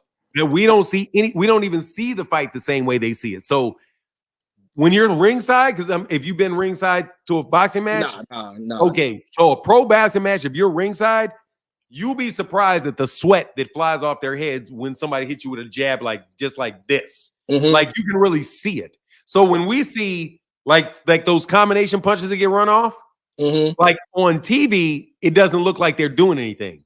But if you're right there where the judges are, dude, you really see every one of them things landing real heavy. You can hear it. You can see the sweat flying. It's a big difference between seeing like a shot from like Brandon, like the last fight that I saw this in was Brandon Figueroa, a Brandon Figueroa fight that I was ringside for. Brandon Figueroa would land a shot and it would just make dude's head spray. Meanwhile, you would just see like 4 or 5 punches, like soft punches by the dude coming. Maybe it was Ray Vargas. I can't remember who it was. Whoever it was, though. You would see it. But when I watched the replay, you couldn't see it at all. I was like, oh, that's why they thought that dude had a good round. No, he didn't have no good round because Brandon Figueroa was landing bomb. And you could see it like, shh. You could see the spray just come out of his head like, shh. I was sitting ringside for Bernard Hopkins and Jermaine Taylor. And it was the same thing. Like on TV, you couldn't really tell how hard Bernard Hopkins was hitting Jermaine Taylor because just one of the shots from Bernard Hopkins, it was like dude's head looked like it was going to explode. But then Jermaine Taylor didn't look the same when his punches were landing. So you would count that round for Bernard Hopkins off the 2 punches you see land ringside, but you may give it to Jermaine Taylor if you watched it at home. So I'm saying it's really unfair to the judges because they're literally seeing everything different than the way we're seeing it. I seen somebody say this one time. I want to say it was in the chat that maybe the judges should have like an elevated area. It was me that said that. Basically, the way that it should be judged is the way you see tennis. In tennis, they have the judges at center court on a ladder. Because that way they can see down on it. See down on right? it. Yeah, when you're looking up, you can't see how anything lands from down coming up. But if you're above them, you can see things coming up and you can see things going down from if you're up and at an angle. You see all the angles. Yeah, you can see you can see everything versus looking up here. You're more limited. Yeah, so they could put it. That's a way to do it, but you couldn't have it televised because you would have to have cameras that could literally move around. Right. They could literally move around that obstruction. And for 3 judges, it just can't happen. And plus, you'll be blocking the view of all of the seats and all of the stuff. Yeah. Yeah. So I mean, if you just look at it from a logistical standpoint, 3 judges at ringside is way better than having a million judges at home because it just doesn't look the same. It really doesn't look the same, man. Like dramatically different. I can see that because, like I said, I didn't realize that the fight last night was that close until I just watched it again without the money on my mind because I was betting. Yeah, that money on your mind to get you wrong. Yeah, that's why I can't gamble. That's why another reason I can't gamble. Yeah, because I'd have been heartbroken if I'd have bet for Bivol and they did that announcement last night. I'd have been pissed. But going back and watching it, Bivol won that fight. But I am in Dallas though. I'm thinking about going down to Houston to watch Tank when that fight happened in December. Yes, sir. I think that's gonna be a good one. All right. Well, thank you, brother. Thank you, True. All right, bro. All right, Salute. Have a great day, man. You too. Peace. Baby Beast by Base said makes sense. That's why other channels want Tank to go up with no rehydration clause, fight blindfolded. Bivol drop championship rounds. Yeah, that's exactly why they're making that argument, man. That's a stupid fucking argument, dude. These dudes are making stupid arguments. Okay, like, dude, the whole debate scene is on YouTube is a con because a lot of these dudes, not all, are really just up there to say what they're saying so people can hear them say it, and so they can spread the false message, even if they lose a quote unquote debate. They're just botting people out there with these discussions. These guys are very orchestrated in the material that they are putting out. Very orchestrated in the material that they're putting out. And the YouTube seems more organic. You think that this is not a propaganda piece that's being put in front of you. Yeah, it's a YouTube con. It is. That's exactly what it is. And I'm trying to, and honestly, man, it is what it is, bro, because that's the only way I can really address it, because you got to cut through this stuff. And no offense to anybody that's part of it, but come on, man. You're just doing too much. You guys are doing too much, man. You guys are going to ruin the sport. I mean, you already got Devin out here trying to ruin the sport, trying to get the shield laws that protect professional boxing. He's trying to get rid of the boxing shield laws. You know, already trying to get it. Said the space has been infiltrated. Man, it is crazy infiltrated.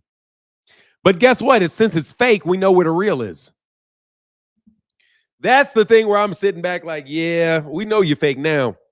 So now that we know you're fake, we get to have fun with you being fake. Because I know you're sweating over there. See, I know you're sweating. So, and the PBC has never had to sweat. That's why the PBC never does this. It's okay if y'all fake, because I know you fake. You fake. That ain't doing you no good. You fake. I'm happy with the lies because they're easy to see and separate myself from. Opulent, yeah, it is, aren't they? Seriously, it's a cheat code.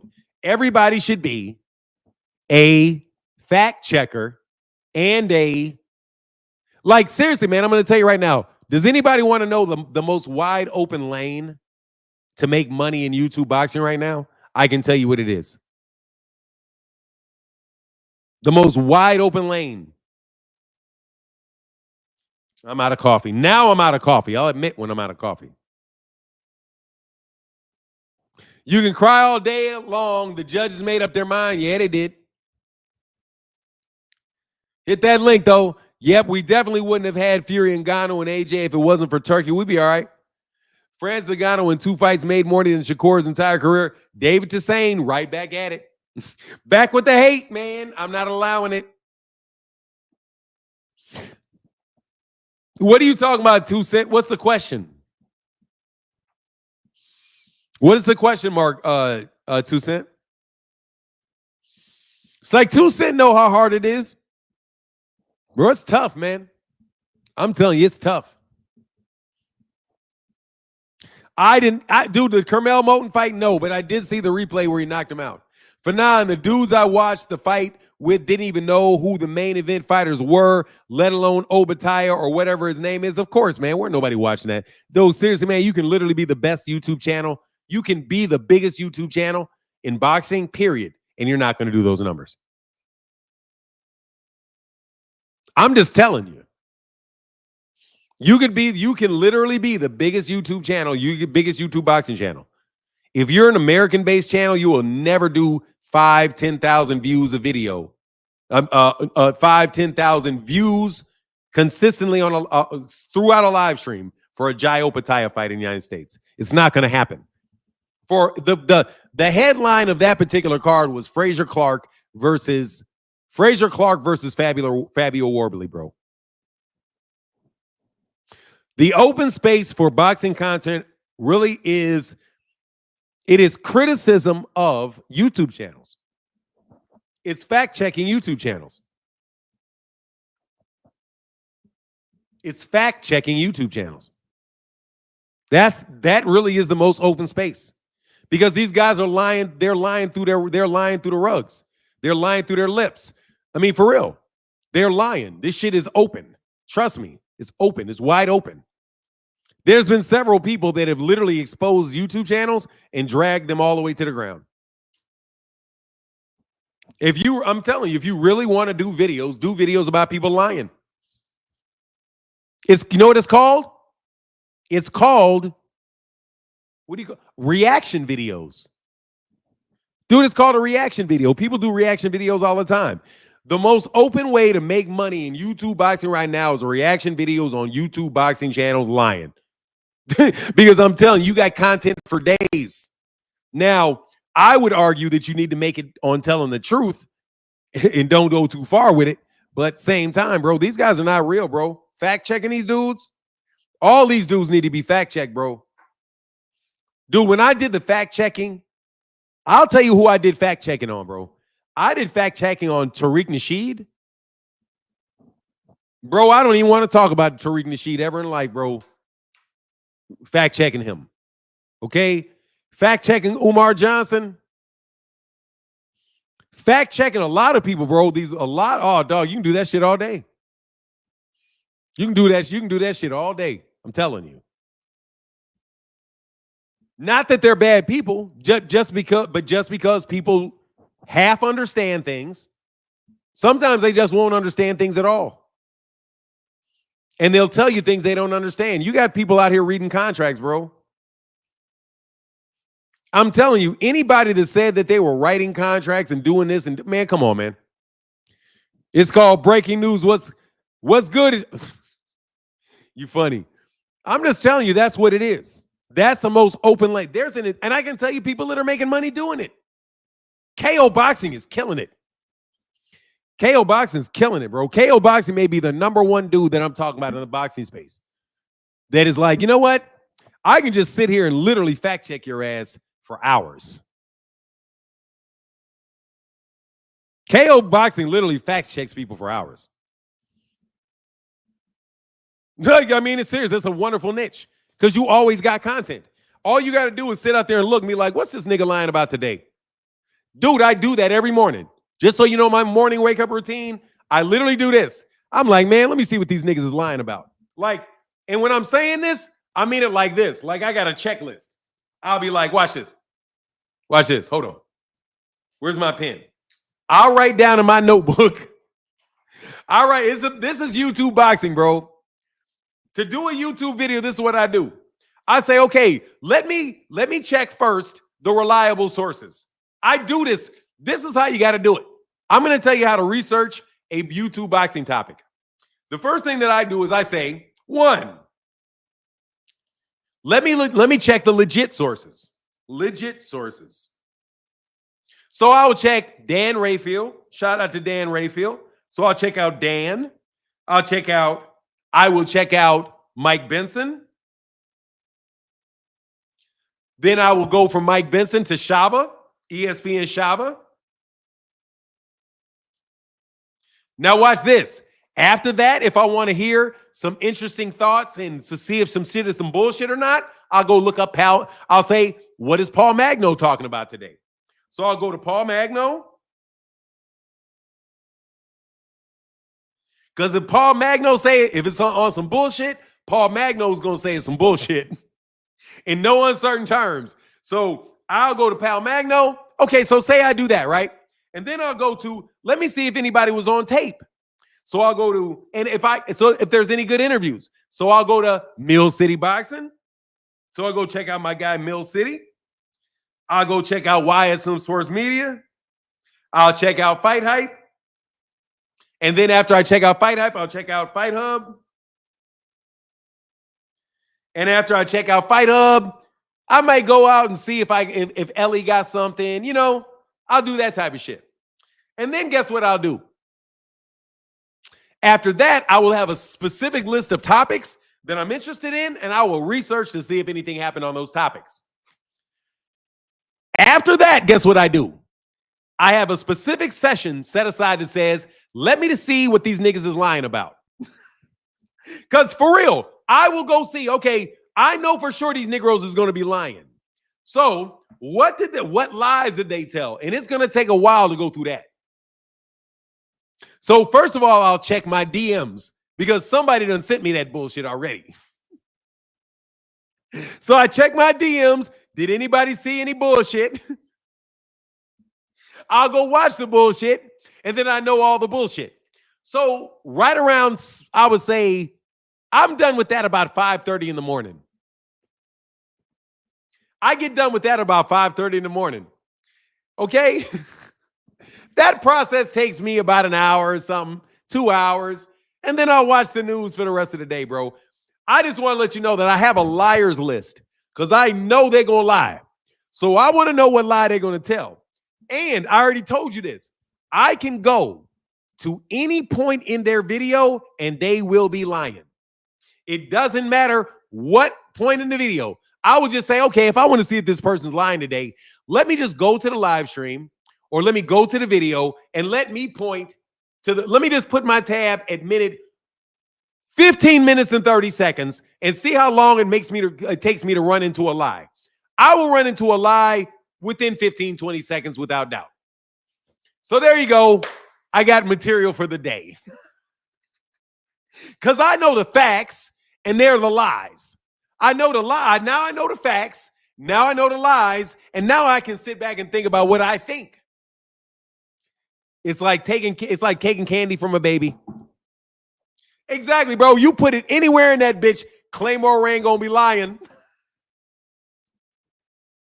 I'm telling you, anywhere you drop that bitch, bow, that shit's gonna be a lie. Bro, you can go over there to other channels, dog.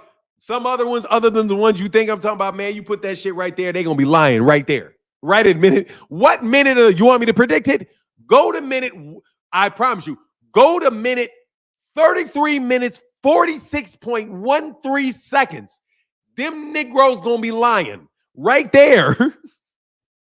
I tell you, you can go, I will predict that there will be a video that will be put out 2 weeks ago from right now at 2 weeks ago. I'm telling you, I'm going to predict the future in this bitch. You can go to the 5th video from now, one done on Thursday, and go to minute 36.25, 34, minute 34. Now let's do something different. Let's change up the minute. Let's say minute 89 minutes, 45.2 seconds. That shit is going to be in the middle of a lie or about 15 seconds from the beginning of one.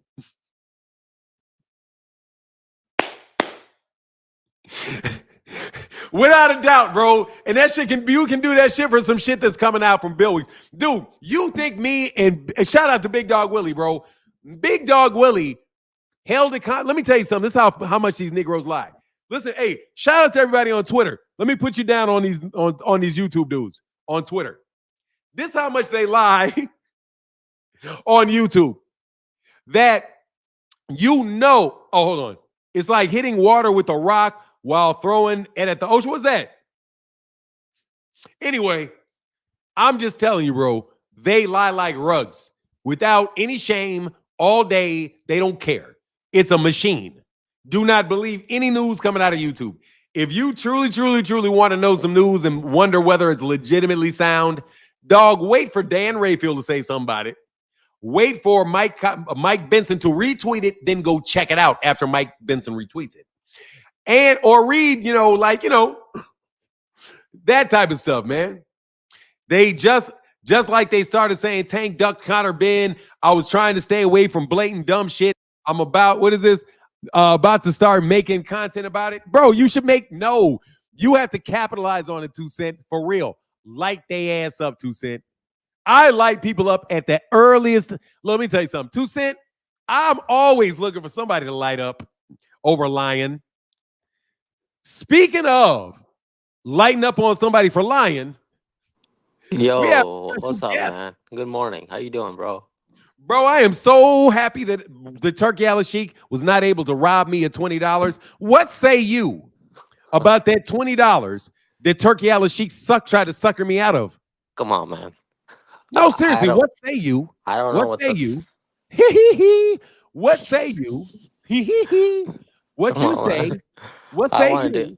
I wanted to give you props. That's what I came for. I'm going to let you talk about whatever you want to talk about, but before we get that, what say you about the big money Turkey lying and saying that the fight was going to be free and with the subscription and then charging us for it without ever telling anybody? Fanon, you know what dynamic pricing is? Yes, I'm the one that just told you, fuck boy. I just watched my video. Don't act like you don't know what I taught you that in my video. You talked about surge pricing. I'm talking about dynamic pricing is surge pricing. That is correct. Yes. Shut the fuck up, bozo. I'm the one that said that in a video on Twitter and YouTube. Don't try to act sure I didn't follow you, but man, shut the fuck up, bro. You came on the channel, god dang well I said surge pricing. You don't know what surge pricing is, though, do you? Fanon, what surge pricing? Ignoring all that. No, let's test this surge pricing that you know so much about. What surge pricing? Fanon, when some demand increases for something, the price. No, a demand increase. No, that's not. That's not what it is. It's also called flex pricing. That's what it's called. So what is it? Don't give me the name. Give me an example of it. I just told you what it was. No. At McDonald's, how do they use it at McDonald's? Why do you want me to use it at Because McDonald's? I want you to know. Because if you say a word, I want for people to know what you're talking about. Because not everybody's as educated as you are. So at McDonald's, they use surge pricing or flexible pricing or peak pricing or any other type of variable pricing. Why that you at may name. McDonald's? Because McDonald's is the one that is using it most prevalently in the United States. Hotels use it, airlines use it. Come on. I know man. they do, but I'm asking you for McDonald's. Give me an example of what it would be in McDonald's, because everybody is going to a hamburger stand. Okay, I don't know, like dude, if you can't use it, then you don't let me know try what to it give is. you an example. Give Let me try. an hey, how about this? How about you ask me to give you an example in an industry. Let me I'll try it give with you McDonald's. an example, and then you tell me if I'm right. Let me give you an example with McDonald's, like you said. For dynamic pricing. So it took you a while to look it up, huh? Banan.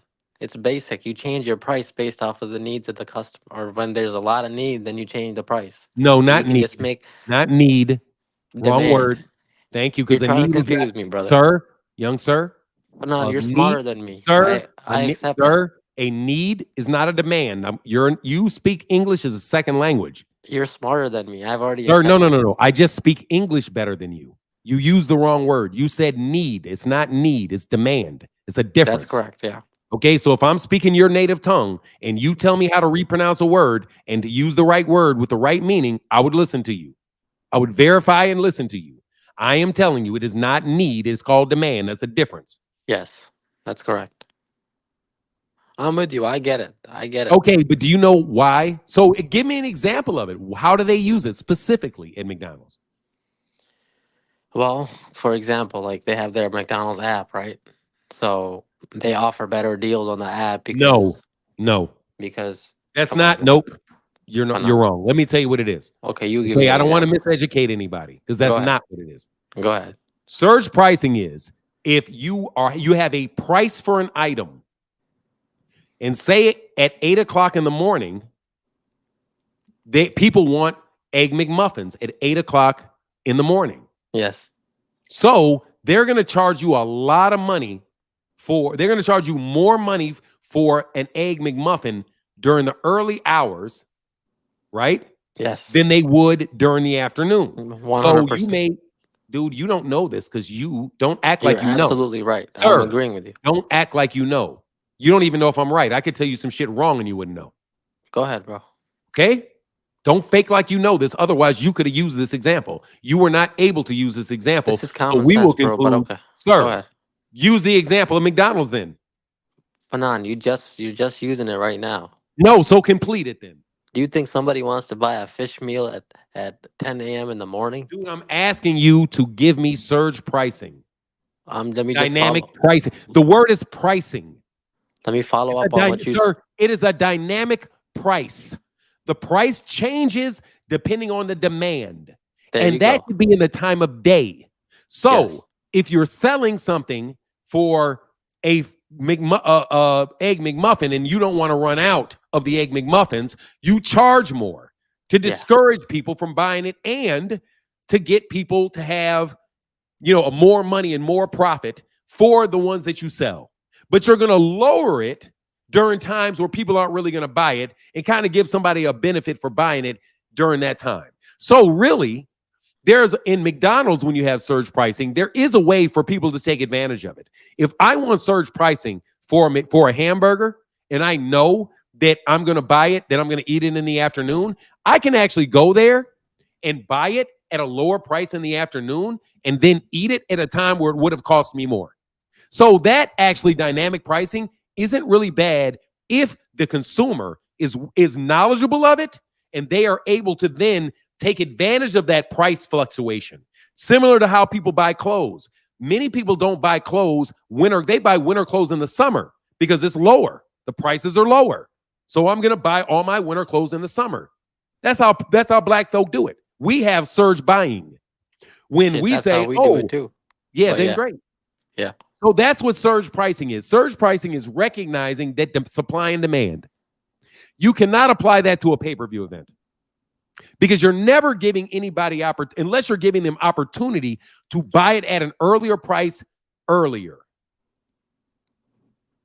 If you don't inform somebody, if you tell somebody that you're not charging them at all free, and then you drop a price on them at the end, they're not allowed to say, hey, it was at a higher price in the beginning of, or a lower price in the beginning of the week.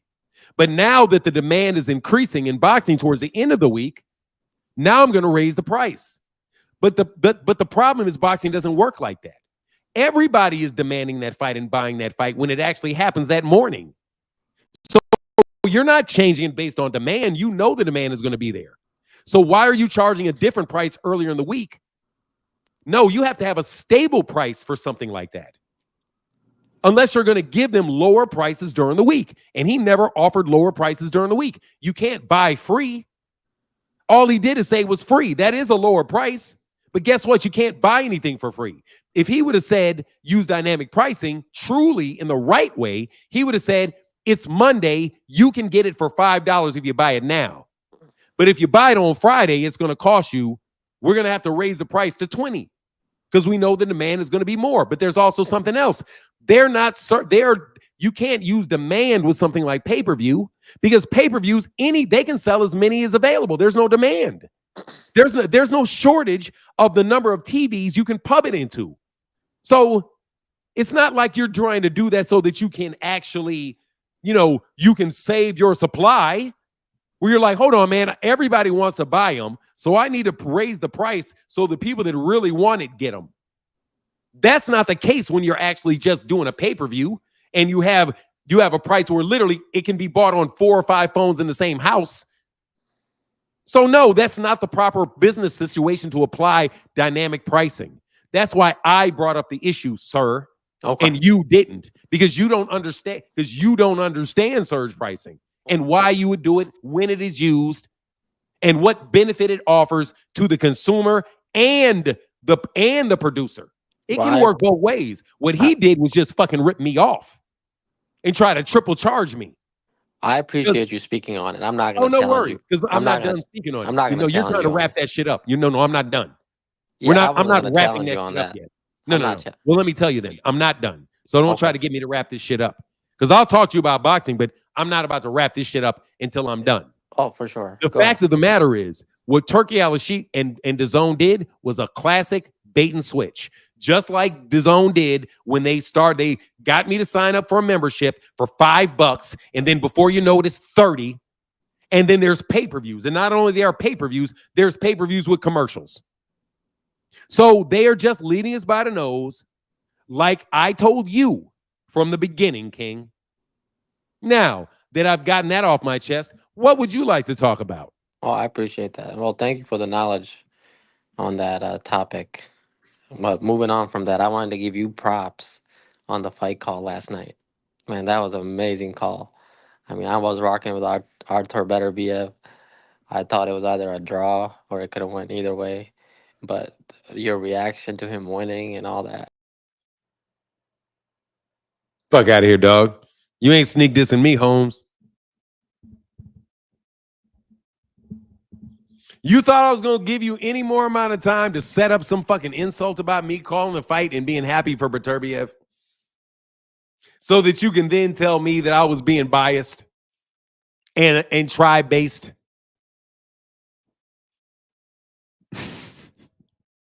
You think I was going to let you sit up there and call me emotional black man out there, King? You really thought I was going to let you slide, bro, and let you talk and go on? He thought he was going to warm, dog. He was warming up and everything, dog. He was warming up and everything, man. He was getting going, bro. He was going to, he had a speech prepared. All right, man, I'm out of here, man. King, thank you for letting me hang up on you.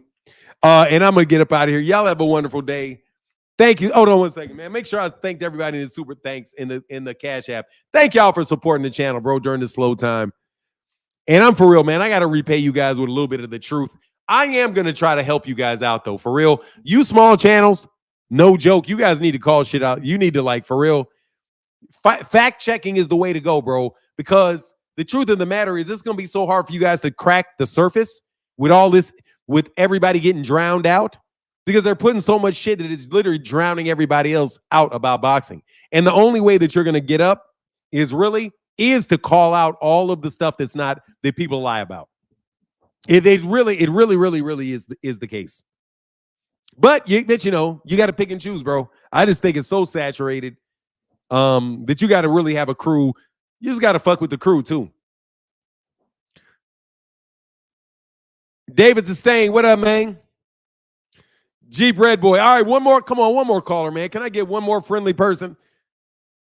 Can I get one more hater? Here for boxing. Where are you at here for boxing? That man wanted to sit there and talk about me and my happiness. How happy you are that Bivol won. Hey, Fanon, you know I do call. Yeah, I like that. I'm Deem. I'm trying to encourage people to be like you, Deem. I don't know, for real, I don't want to say it, bro. I'm encouraging y'all to say this shit. Because for real, y'all, dude, they're stealing your livelihoods from y'all, man. The algorithm would probably push fact check videos much harder, I think. I'm just telling you, man, because community notes are coming. Just so you know, on YouTube, community notes are coming. Like, for real. Community notes are going to start coming over here. Can I get one more hater, though? I need one more hater. I need one more brave soul to jump up here while I absolutely expose all corruption in the sport of boxing. No, I'm telling you, no. What happens is this, dog. You discourage the behavior. For number one, you got to discourage the behavior. Nah, he didn't lose. Nah, Megan. He didn't lose. Oh, no. B said Bivol lost clear as day. Nah, I don't think Bivol lost clear as day. Community notes are when they start tagging your shit saying you lying. Like literally, like where Twitter will put some shit on you and be like, I want a community note on this. This shit right here is a lie. So they will label your shit a lie right on your own video. So when these cats do like this propaganda shit on Twitter, people, if they're big enough, people will literally request a community note and say, look, everybody watching this guy has the right to say this, but this shit is completely manufactured. And they will literally explain that shit in a community note. And if the person that has the community note put on them cannot fix it, that community note is going to sit on that video forever. He said, Phenomenal said, I be adding community notes to hella tweets. Yeah, it'll be people that'll literally fact check you at the minute over there.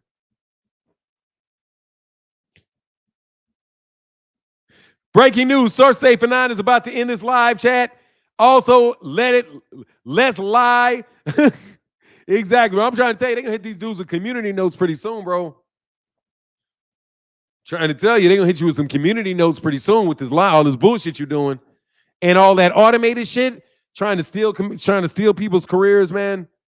I'm so glad I got in YouTube early. God is great.